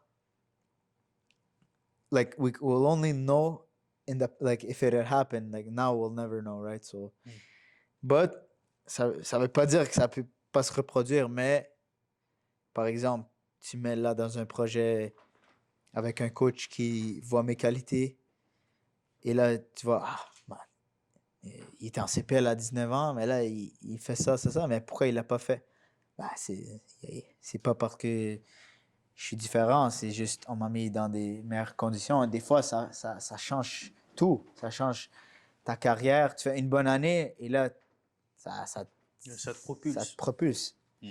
Et cette année-là, ce qui me dérange un peu, c'est je savais que c'était une année que, tu sais, tu as 19 ans, tu es un des plus jeunes partants dans la ligue parce que j'étais titulaire le premier match à Valeur. Et je l'aurais été le deuxième si je suis pas parti. Et le troisième, j'étais titulaire. Et tu es avec l'équipe nationale U20, donc tu es dans le secteur, tu es dans t'es dans la vision de beaucoup de clubs. Et comme tu dis, ta carrière, peut-être aujourd'hui, je suis dans un autre club si les choses ont été faites différemment. Ouais. C'est pas le cas, mais c'était des moments avec beaucoup de valeur que je pense que ils auraient pu être un peu différents, mais ça reste que si ma carrière se termine demain, j'ai vécu des moments incroyables. Tu vois, c'est ça que c'est des moments que être quasi capitaine des U20, porter le numéro 10 à U17, U20, marquer des buts pour ta sélection avec les U20, avec les U17, des passes D, c'est gagner des matchs, être dans un tournoi, c'est des trucs pas, pas beaucoup de gens peuvent dire qu'ils ont fait. Donc, tu vois, moi, je suis très reconnaissant. Mais aujourd'hui, j'ai encore beaucoup à prouver et je le sais. Et, tu vois, c'est ça que je veux. Et tu sais, j'ai vécu ces moments top et j'ai aussi vécu des moments, par exemple, cette année, un peu Plus bas, ouais. plus bas. Je peux jouer avec les plus bas, je peux jouer avec les plus grands, je peux jouer avec au milieu. Moi, ça n'a jamais été une question de capacité. C'est juste une question de quel système, quel environnement je vais être pour avoir le meilleur succès. Et c'est là, je suis un joueur que comme je t'ai dit, j'ai vécu en bas, j'ai vécu en haut et j'ai la peau thick skin. Ça veut dire, c'est une expression pour dire que là, ça va prendre beaucoup plus pour te Pour te bouger, mettre à pour terre, te, ouais. tu vois, ça fait que c'est des qualités mentales, de la résilience, beaucoup de résilience que j'ai eu ces dernières années. Quoique même à Toronto, comme on parlait là, il y a eu beaucoup de bons moments, aussi des mauvais moments, mais tout fait en sorte que c'est la personne que je suis aujourd'hui et j'ai encore beaucoup à donner avec n'importe quel club qui me prend, que ce soit, comme on a dit, avec ici, ailleurs, j'ai beaucoup à donner et je pense que beaucoup de gens le savent. Hmm. Alors, juste avant de parler justement de Toronto, d'ouvrir la parenthèse de Toronto, il y a celle avec la CONCACAF que tu as parlé brièvement, parce que tu pars disputer le championnat U20 Ouais. avec l'équipe canadienne. Est-ce que c'est encore la même démarche pour le processus où tu te fais appeler? Est-ce qu'il y a toujours cette même excitation de représenter la sélection nationale? Le processus a été plus ou moins le même. Ils t'envoient un email, tu es en contact avec eux et ils parlent à ton club et tout se fait quand même assez facilement. Hmm. Tu marques aussi contre Saint-Kitts, c'est ça? Ouais, début. Ouais. Ça fait quoi d'inscrire justement des buts comme ça en compétition internationale? C'est des moments. C'était mon premier but dans une compétition avec. Tu sais, j'avais pas marqué à la Coupe du Monde. Tu sais, Hmm. c'est juste 3 matchs, ça va Ouais. vite Ouais. quand des top nations. Donc, ça, c'était mon premier. C'était. Tu sais, tu mets un doublé. Dans un match, oui, c'est Saint Kitts, mais si on regarde le terrain sur lequel on joue, il faut un résultat parce qu'on n'était pas dans une position d'égaliser ou de perdre, sinon notre tournoi était fini. Hmm. Donc le match avait beaucoup de valeur et c'était un match où est-ce que fallait répondre présent pour tout le monde, pour le coach qui, tu sais, même moi individuellement, il me donnait beaucoup de responsabilités. Le match d'avant, j'avais pas été titulaire parce que, encore, on joue contre les États-Unis.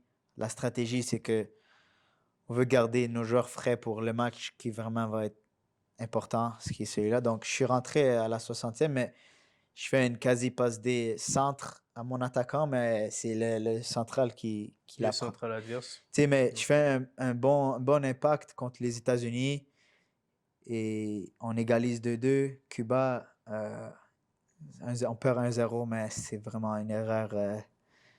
Je sais pas si tu as vu, Yeah. mais c'est une erreur de notre côté qui change Yeah. le match. Ils ont Ouais. même pris carton rouge. Donc, après ça, on Saint Kitts, le troisième match, comme je t'ai dit, il faut un résultat et on répond présent. L'équipe répond présent et marquer, c'est un sentiment inoubliable. Hmm. En célébrant, tu réalises pas trop ce qui arrive, mais c'est plus après, tu te dis, c'est des expériences que je vais jamais oublier. Pour ta sélection, c'est encore un autre feeling. Hmm. Et entre la Coupe du Monde et la CONCACAF, tu penses que c'est quelle compétition qui t'a le plus forgé en tant que joueur? Je veux dire, la Coupe du Monde m'a ouvert l'esprit. Ok. Ça m'a donné beaucoup de nouveaux perspectives. Then, like, ça reste que c'est la Coupe du Monde, puis tout ce qui était autour était beaucoup plus top que la CONCACAF. Mais à cause que je savais que cette CONCACAF-là, en faisant déjà la Coupe du Monde, tu as une autre chance. Et tu sais que tu ne prends pas pour acquis. Tu vois, la première, tu peux te dire, OK, c'est ma première. C'est tout ce que tu fais dans la vie, que c'est ta première fois, peut-être tu vas te dire, ah, j'aurais dû faire ça. Mais si tu as une chance de la refaire, vraiment, tu vas pas. Et que tu sais que le train, il passe pas Il passe pas 2 fois. il passe pas deux fois. Ouais. Et si que tu y vas deux fois, c'est que vraiment, tu es très, très chanceux. Et donc, je savais que je devais encore plus répondre présent en termes de statistiques, en termes de performance.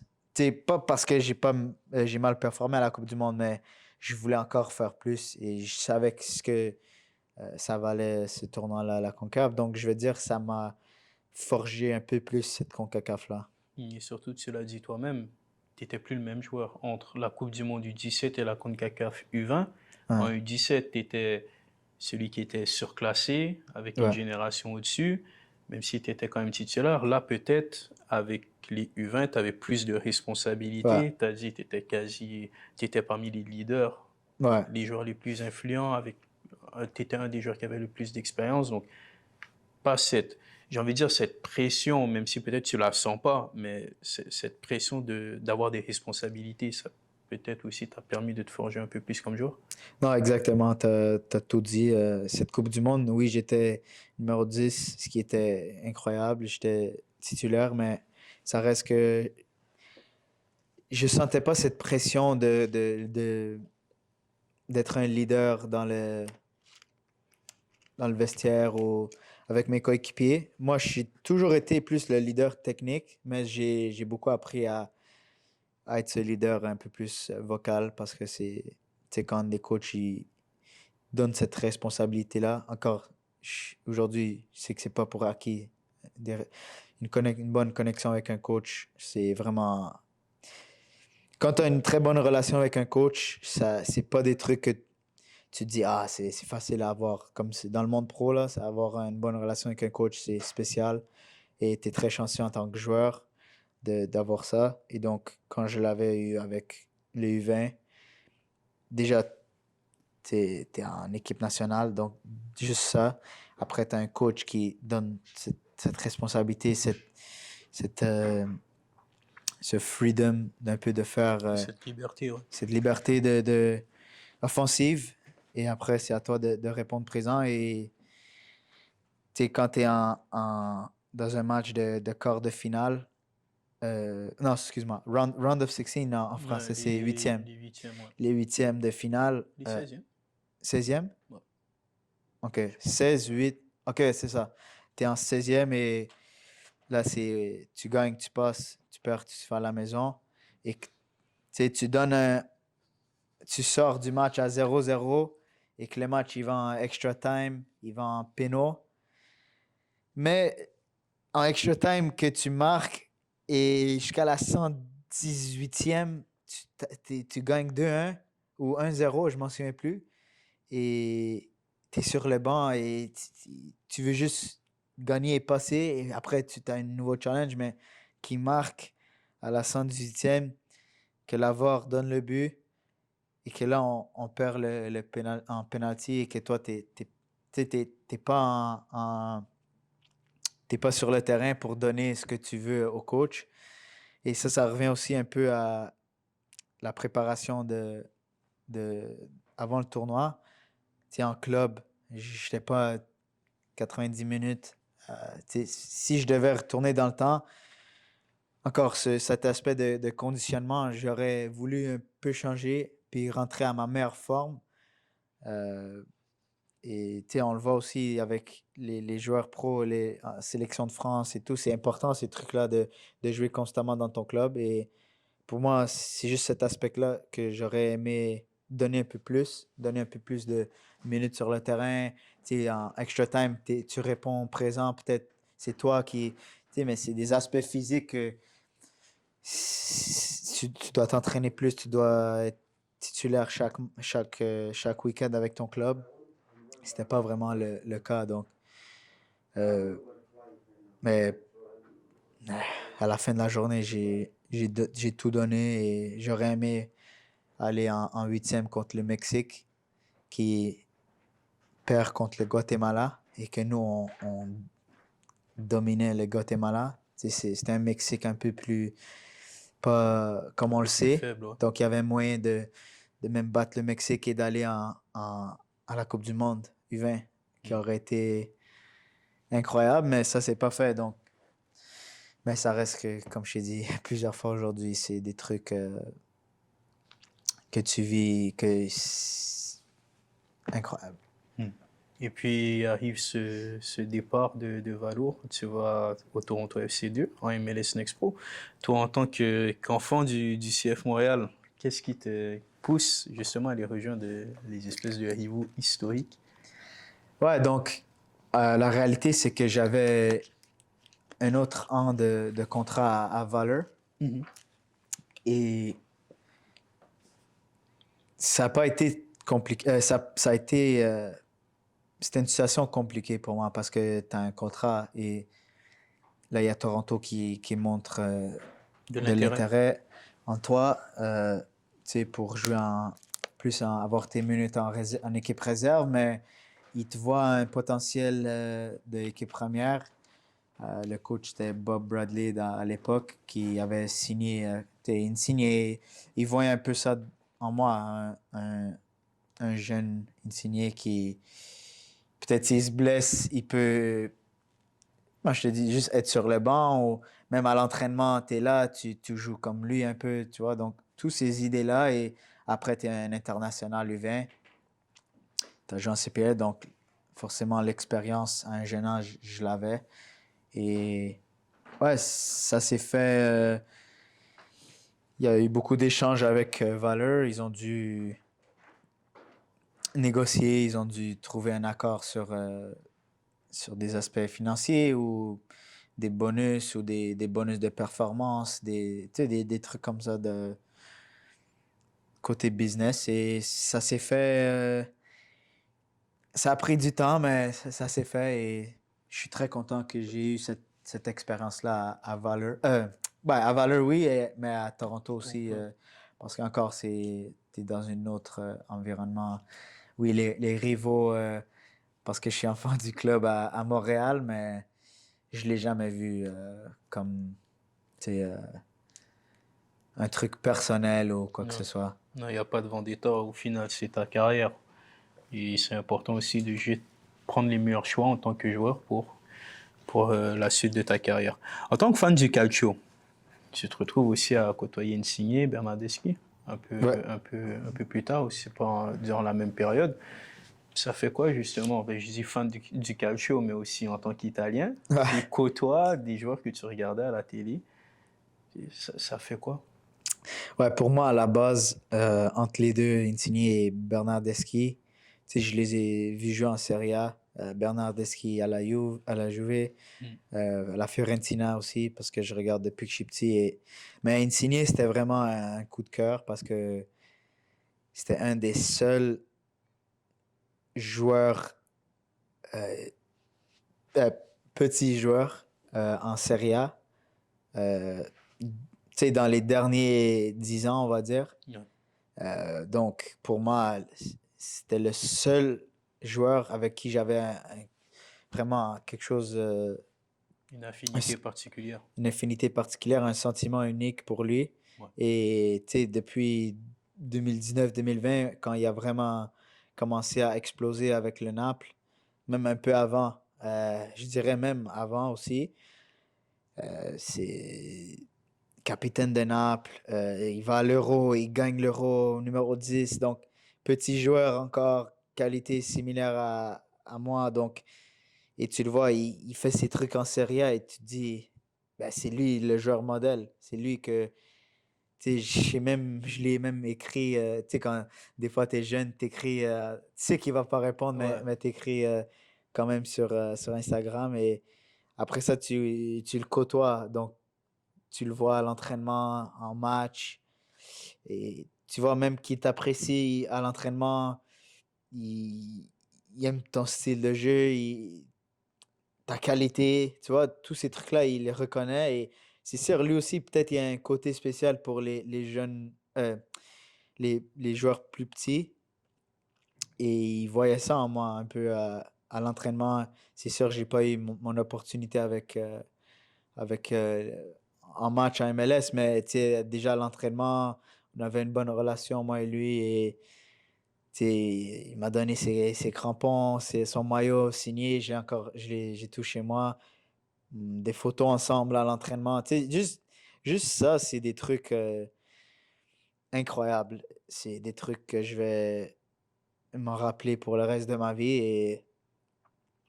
Et de le côtoyer comme ça, c'est très spécial, très, très spécial. Et en voyant les choses qu'il faisait à l'entraînement, même en match, c'est des trucs. En italien, on dit fuori classe, c'est genre c'est genre top. Yeah. Hors Basically, it's norme. like Ouais, top, ouais, hors norme. Mm. La première saison, elle se passe bien, mais la deuxième est un peu plus compliquée, moins de minutes, moins de clarté. C'est quoi les vraies raisons derrière tout ça selon toi? Ouais, donc ma première année, elle va très bien, à part les petites blessures. Je rate, je pense, 7 ou 8 matchs. Des Mm. blessures pas musculaires, des trucs de surentraînement ou même à l'épaule, où est-ce que c'est des trucs qui arrivent très très rares dans le foot. Malheureusement, ça est arrivé, mais ça reste que j'ai fait une bonne première année à Toronto.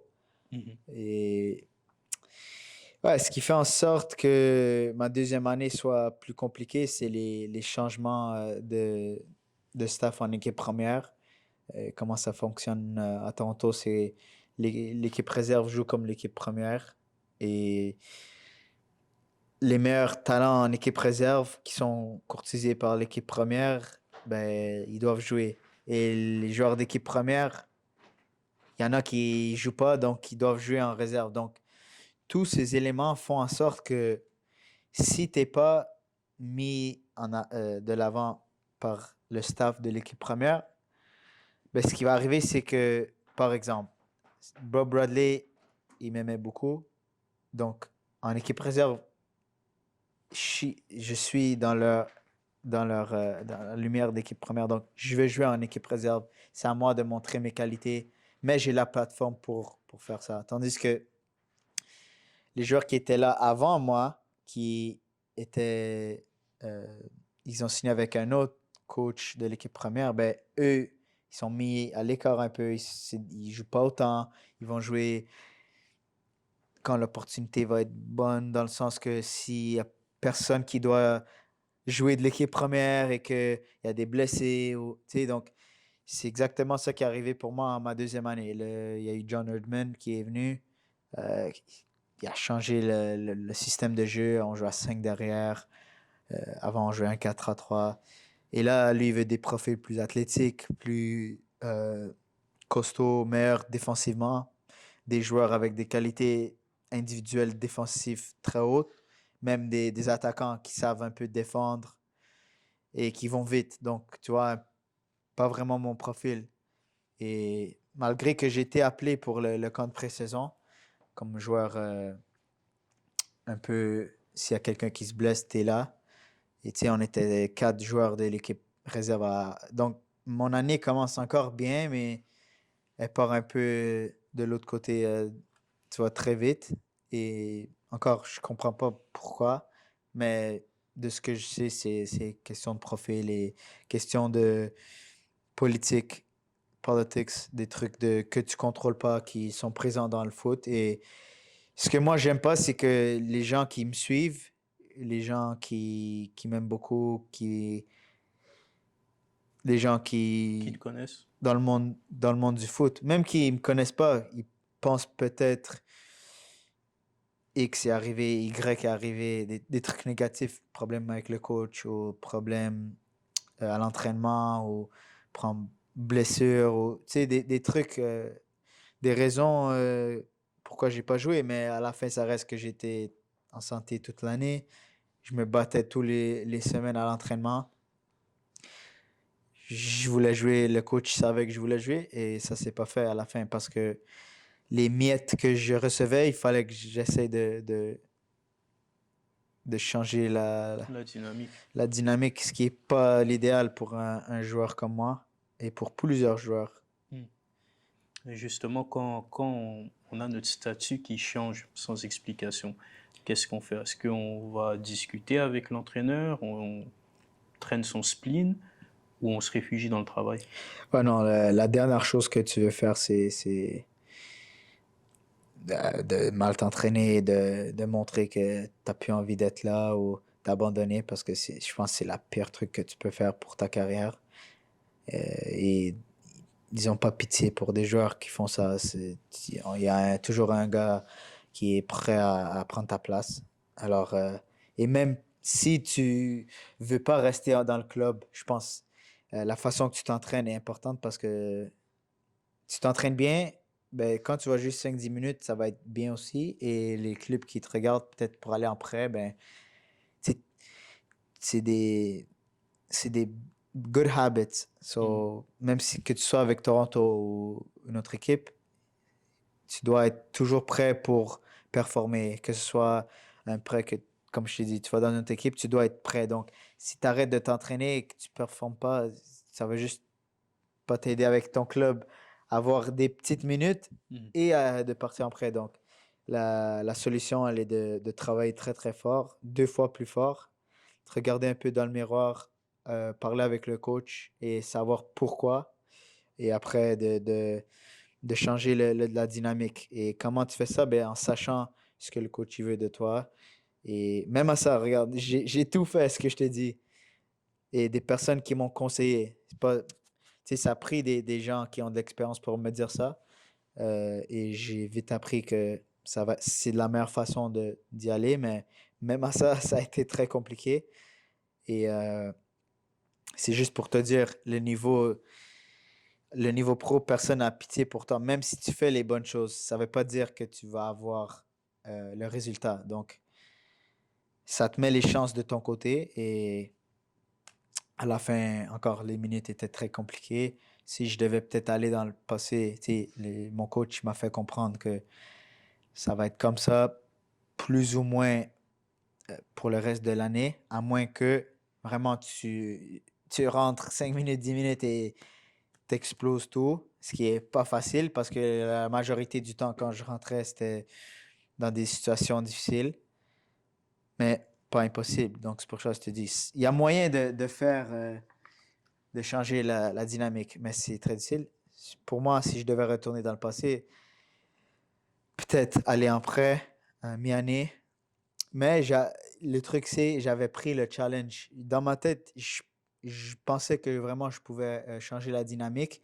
Et j'ai eu un peu plus de minutes pour changer la dynamique, mais c'était pas assez pour vraiment solidifier ma place de titulaire. Et regarde, c'est une autre année où est-ce que j'ai beaucoup appris, mais c'est sûr que ça m'a fait un peu de mal dans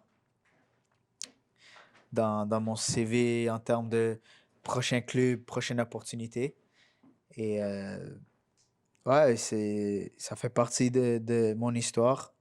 Tu sais, j'ai prouvé que pour moi, ce niveau-là, je suis capable, je mérite d'être où est-ce que j'étais et il me faut juste cette opportunité pour re-rentrer dans le monde pro. Donc, c'est un peu ça ce qui est arrivé et ce qui s'est passé. Mhm. Il y a la carrière aussi, puis il y a ce moment où tu te retrouves sans club après ton départ du TFC. Toi, comment tu les as vécus, ces moments un peu dans la zone grise? Quand j'étais à TFC, que les choses allaient pas bien. Euh, Entre ton départ de TFC et ton arrivée vers Fort Wayne. Ouais, donc c'était une off-season. Le pire truc, c'est quand tu sais pas où est-ce que tu vas pas, où est-ce que tu vas jouer. Genre, t'es en fin de contrat et t'as pas de, tu sais, les clubs, ils sont pas, ils viennent pas vers toi parce que t'as pas trop joué, C'est une chose quand même normale. Après, oui, j'ai fait 3-4 ans en pro avec l'équipe nationale, mais ça reste que cette dernière année, c'est ça que j'ai montré. Et oui, on peut regarder il y a 2 ans, 3 ans, mais la réalité, c'est qu'ils ne regardent pas comme ça. Donc, cette période de off-season, comme on l'est aujourd'hui, elle était de reprendre le plaisir, de rester proche de ma famille avec qui j'étais pas souvent, ma copine aussi, mes amis. Donc, reprendre un peu le mental de, OK, je vais prendre mon temps de repos, je vais reprendre le taf et en espérant que, changer d'agence, en espérant que, tu sais, on me trouve de quoi qui est intéressant et que vraiment, tu sais, je peux avoir une autre opportunité pour montrer que cette année, c'était hors de mon contrôle. Et malheureusement, tu sais, au Canada, il n'y a pas beaucoup d'options d'équipe à part la CPL. Euh, les places sont chères, comme on a dit, donc ça a été un peu plus compliqué. Tu sais, moi, si tu me donnes mon de moi, je pense que je peux jouer dans n'importe quelle équipe. Ça, je le sais, et même avec l'expérience que j'ai, je sais que ça peut se faire, mais encore, c'est pas comme ça qu'on le regarde. Il y a beaucoup de trucs des contrats, des places libres, des équipes. Ils me disaient pas que on te connaît bien, on t'aime bien, mais malheureusement, on n'a pas le budget et les places disponibles. Tu sais. Donc, il y a 2 équipes comme ça. Il y a 2 équipes comme Forge où est-ce que tu sais que tu vas pas jouer. Donc, tu vas pas aller dans un club, tu sais, comme ça. Et puis après, il y a 2 équipes un ou deux qui n'aiment pas ton profil. Et tu sais, ça va vite. La liste, elle est pas longue. Ouais. Donc, aux États-Unis, t'es international. Les places sont encore plus chères. Donc, réalistiquement, l'Europe, ça aurait pu être une option. En janvier, ça reste difficile aussi. Donc, tu sais, il y avait moyen, mais c'était quand même une situation un peu difficile pour moi. Tout ce que je contrôlais, c'est les entraînements. Et mon agent, il devait essayer de me trouver de quoi. Donc, ce qui est arrivé après, c'est que ben, finalement, les off-season, ils ont repris. Les pré-saisons, ils ont repris. Et là, le temps, il commence à passer. Donc, les clubs, ils commencent. Et si je veux continuer le rêve, je dois me remettre dans une équipe. Ouais. Et le meilleur endroit que ça a été pour moi, c'était jamais une question, c'est j'ai avec qui je connais bien et qui m'a même aidé dans les bons moments et les mauvais moments, c'est Rocco Hmm. Placentino. Et tu sais, il y avait cette option d'aller prendre mes minutes avec eux et vraiment de bosser dans un environnement qui est semi-pro, mais qui ressemble à un monde pro. Donc, difficile à accepter parce que tu sais où est-ce que tu mérites d'être, mais la réalité, c'est que si tu veux continuer si tu veux continuer le rêve et continuer de taffer, il faut que tu rentres dans une équipe parce que tu sois en MLS, que tu sois en CPL, que tu sois en semi-pro, que ton salaire soit 1 500 000 zéro, le foot, c'est le foot. Si tu veux te remettre en forme, les 3 joueurs de qui je viens de te donner, ils doivent faire la même chose. Tu dois courir pour être en forme. Tu dois t'entraîner. Tu dois, pas parce que tu veux 1 million que tu vas te reposer. Tu vas te blesser. Sinon, like, si tu peux pas faire ça. Donc, la recette, elle est la même. Et c'est ça que j'ai appris. Peut-être dans le passé, je comprenais un peu pas ça, mais la recette, elle est la même. Et si tu veux avoir tes chances, tu dois jouer au foot. Joue, prends plaisir, prends ta confiance. Et c'est sûr que ça va m'aider moi, à cause que j'ai l'expérience de rentrer dans le monde pro. Mais cette année, c'était vraiment de trouver les bonnes sensations, le plaisir, la confiance et beaucoup de minutes pour me remettre dans un bon état physique, mental et prêt pour être en confiance pour entamer cette off-season et entrer dans le monde pro une autre fois.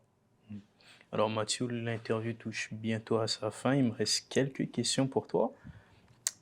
Et en écoutant ton parcours, la première qui me vient à l'esprit, c'est où est-ce que tu trouves la force pour ne pas baisser les bras?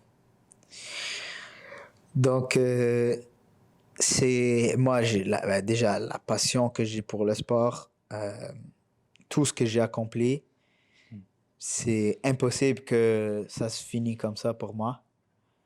Je le sais, et j'ai trop de qualité pour que l'histoire se termine comme ça. Ça, c'est un.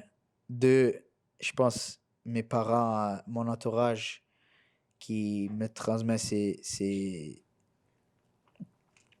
valeurs de discipline, de compétitivité. La compétitivité, ouais. Compétitivité. Yeah, so, ces deux trucs-là qui me transmettent toujours, sans pression, parce que mes parents, ils ont jamais pensé que j'allais être un joueur professionnel. Et même si j'ai pas été un joueur d'équipe nationale ou j'ai pas fait ce parcours, ils, ils m'auraient toujours apprécié de la même façon.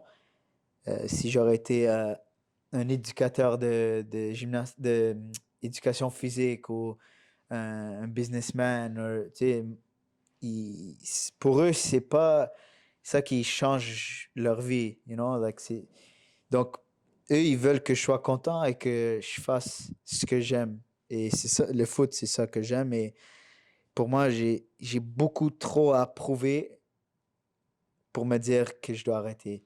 Donc, par exemple, si cette année, je rentre dans le monde pro et avec tout ce que je sais, tout ce que j'ai vécu, et je sais que je vais sûrement faire tourner beaucoup de têtes. Et c'est ça ma motivation et c'est ça qui me donne encore la force et la continuité pour aller chercher ce que je veux. Tu sais, parce que je l'ai dit à beaucoup de gens, ce que j'ai vécu, je pense beaucoup de gens auraient arrêté après 3 ans en pro. Mm. Et pour moi, je suis encore ici aujourd'hui et il y a une raison pour ça. Et les gens, ils pensent, ah, Matt, 3 ans pro, là, il a joué à Saint-Laurent, ça va, c'est correct, c'est normal. Mais la réalité, c'est que c'est pas normal et que la façon que la mentalité que j'ai dû avoir, et ce qui est une de mes forces réelles, c'est toujours au prochain entraînement, prochain match, toujours cette mentalité de je vais pas arrêter, je vais pas arrêter, je vais pas arrêter, je vais continuer. Ce qui fait de mes forces et ce côté mental que j'ai beaucoup souffert au début, qui encore j'ai mis mon, mon histoire de côté, mon ego de côté. J'ai tout mis de côté. Je me dis, aujourd'hui, je suis là et les meilleurs joueurs, peu importe les environnements qui sont, ils sont bons. Donc, tu mets avec Saint-Laurent, si tu es un bon joueur, tu marques un but. Tu mets une passe D, tu crées des chances, tu es bon, tu dribbles. Tu mets en CPL, je marque, je dribble. Un bon joueur, il fait ça. MLS fait. Donc, c'est pas parce que tu es à Saint-Laurent ou que tu es en CPL ou que tu es en MLS que tu changes. Genre, par exemple, tu plus un buteur. You know, like, ces trucs-là, si tu es un bon joueur, Il avec un s'adapte. an, ouais, il s'adapte toujours. Même avec un peu de moments d'incertitude. Si tu es bon, tu es bon. Mais là, le problème, c'est tu dois trouver de la motivation pour t'entraîner, pour euh, vouloir être un pro, genre, tu sais, t'es plus encadré. Comment est-ce que ton lifestyle est assez bon que tu manges pas beaucoup, tu perds pas ton chemin. Tu sais, tout ça vient dans le facteur. Et je pense, c'est drôle à dire, mais c'est ça que j'ai vraiment appris cette année. J'ai toujours été encadré, on va dire. Et cette année, j'étais un peu moins encadré. Et c'est comment est-ce que tu gardes ta forme, comment est-ce que tu performes dans des moments où est-ce qu'il n'y a rien qui se passe. Tu sais, par exemple, de Fort Wayne à Saint-Laurent, j'ai pas joué un match pendant un mois. Tu sais, comment tu gardes ta forme? Ben, les gens, ils savent pas, mais moi, les samedis, au lieu de faire un match, je suis dans mon quartier, je fais 7-8 kilomètres, bonne intensité. Tu sais, avant, est-ce que je le faisais? Non, parce que je savais pas, j'étais encadré. Tu sais, mais comment tu gardes, tu sais, des trucs comme ça, comment tu gardes ta forme, comment tu manges, comment, est-ce que tes entraînements, est-ce que je fais tout seul, hein? Pas que, parce que je t'ai dit, je suis pas encadré. Est-ce que mes entraînements de gym, ils fonctionnent? Est-ce que ils- is there a purpose behind everything you do, you know? So, cet entraînement de gym-là, explosivité. Celui-là, il va être endurance musculaire. Mais cet entraînement-là, ça va être les sprints. Tu sais, il faut que j'ai appris comment bien être conditionné physiquement pour être en mesure de performer sans être encadré. Ça, c'est un gros truc que j'ai vraiment appris. Ce qui est important pour, je pense que c'est très important dans la vie d'un footballeur, comment bien s'entretenir et être toujours prêt et cette longévité, pour pas se blesser, c'est tous des trucs qui rentrent dans ce que j'ai appris cette année et ça n'a pas été facile, mais on est là et on continue, même si les trucs sont bons ou pas bons, faut y aller à fond. Et avoir la mentale, c'est quoi selon Mathieu Catavolo? Pour moi, la mentale, c'est beaucoup de choses. C'est, c'est un test, euh, c'est un challenge qui est non seulement dans le sport, mais dans la vie de tous les jours. Euh, Tu sais, des moments où est-ce que les choses ils vont pas bien pour toi, comment tu réagis? Pour moi, c'est ça la mentale. Quand les choses ils vont bien, que tout le monde t'envoie des messages, ah, beau but, belle passe, comment tu réagis? Les moments où est-ce que peut-être tu as des problèmes personnels dans la vie de tous les jours, comment tu réagis? La mentale. C'est tout. C'est, tu te fais tester mentalement à tous les jours dans ton sport, dans la vie, dans tes relations avec tes amis, avec ta copine, ta famille. Et moi, je pense que si tu le vois étant une bonne mentale, je pense que c'est ça l'élément clé pour arriver à atteindre tes objectifs que tu t'es mis, encore dans la vie et dans tes passions. Pour moi, c'est le soccer, pour le foot. Et sans ça, je pense pas que tu peux y arriver. Et comme on le voit aujourd'hui, travailler ton mental, c'est très important. Et je pense que ça va te servir pour tout hein, dans la vie. Et si tu as un conseil à donner à un jeune, un conseil, des conseils à donner aux jeunes qui nous regardent, ce serait quoi? Ben, pour moi, tous les jeunes qui suivent, qui ont un rêve de jouer professionnel, euh, pour moi, ça serait vraiment tout ce que tu fais, tous tes projets, fais-les vraiment à fond, fais-les avec de la passion, fais-les pas pour quelqu'un, fais-les pour toi-même, pour prouver à toi-même que tu peux, pour ton plaisir de jouer, pour ton, tu sais, des trucs comme ça. Pour moi, c'est vraiment pas abandonner parce que quelqu'un te dit que t'es pas bon. C'est vraiment d'y aller à fond et de croire en tes rêves et de te pousser à ton maximum parce que, tu sais, j'ai réalisé aussi un truc, si on prend le foot par exemple, euh, on ne sait pas quand c'est ton dernier match, quand c'est ton dernier entraînement ou tu sais, cette carrière, elle est petite, elle va vite. Donc, vraiment, si t'es dedans, prends-le pas pour acquis, amuse-toi, vas-y à fond, tu sais, aie des bonnes relations avec tout le monde et ouais, never let anybody tell you something that you don't believe in, you know. Mm. Do what you believe. Crois en tes rêves et donne ton maximum. C'est ça que je peux dire à tous ceux qui suivent. Et même pour un truc qui est touchant pour moi, les plus petits joueurs, les joueurs de plus petits gabarits comme moi, moi j'ai réussi à arriver dans le monde pro quelques années et je suis jamais satisfait, mais je sais que le foot quand même il évolue dans une dynamique plus physique, on veut des plus grands joueurs et pour moi, même si quoi que ce soit, votre physique, votre taille ou genre croyez toujours en vous et même si t'es petit, crois en tes qualités. Si t'es un bon dribbleur, continue à dribbler. Si t'es un bonne patte gauche, bonne patte droite, like, prends tes frappes, fais tout ce que tu peux pour te mettre dans les meilleures conditions. Et après, si ça fonctionne pas, au moins tu auras tout donné et tu n'auras jamais de regrets. Et pour moi, ça s'applique dans le foot et dans la vie de tous les jours. Je pense que si tu as cette mentale-là, ça va te servir sur la durée de ta vie. Pour moi, c'est ça.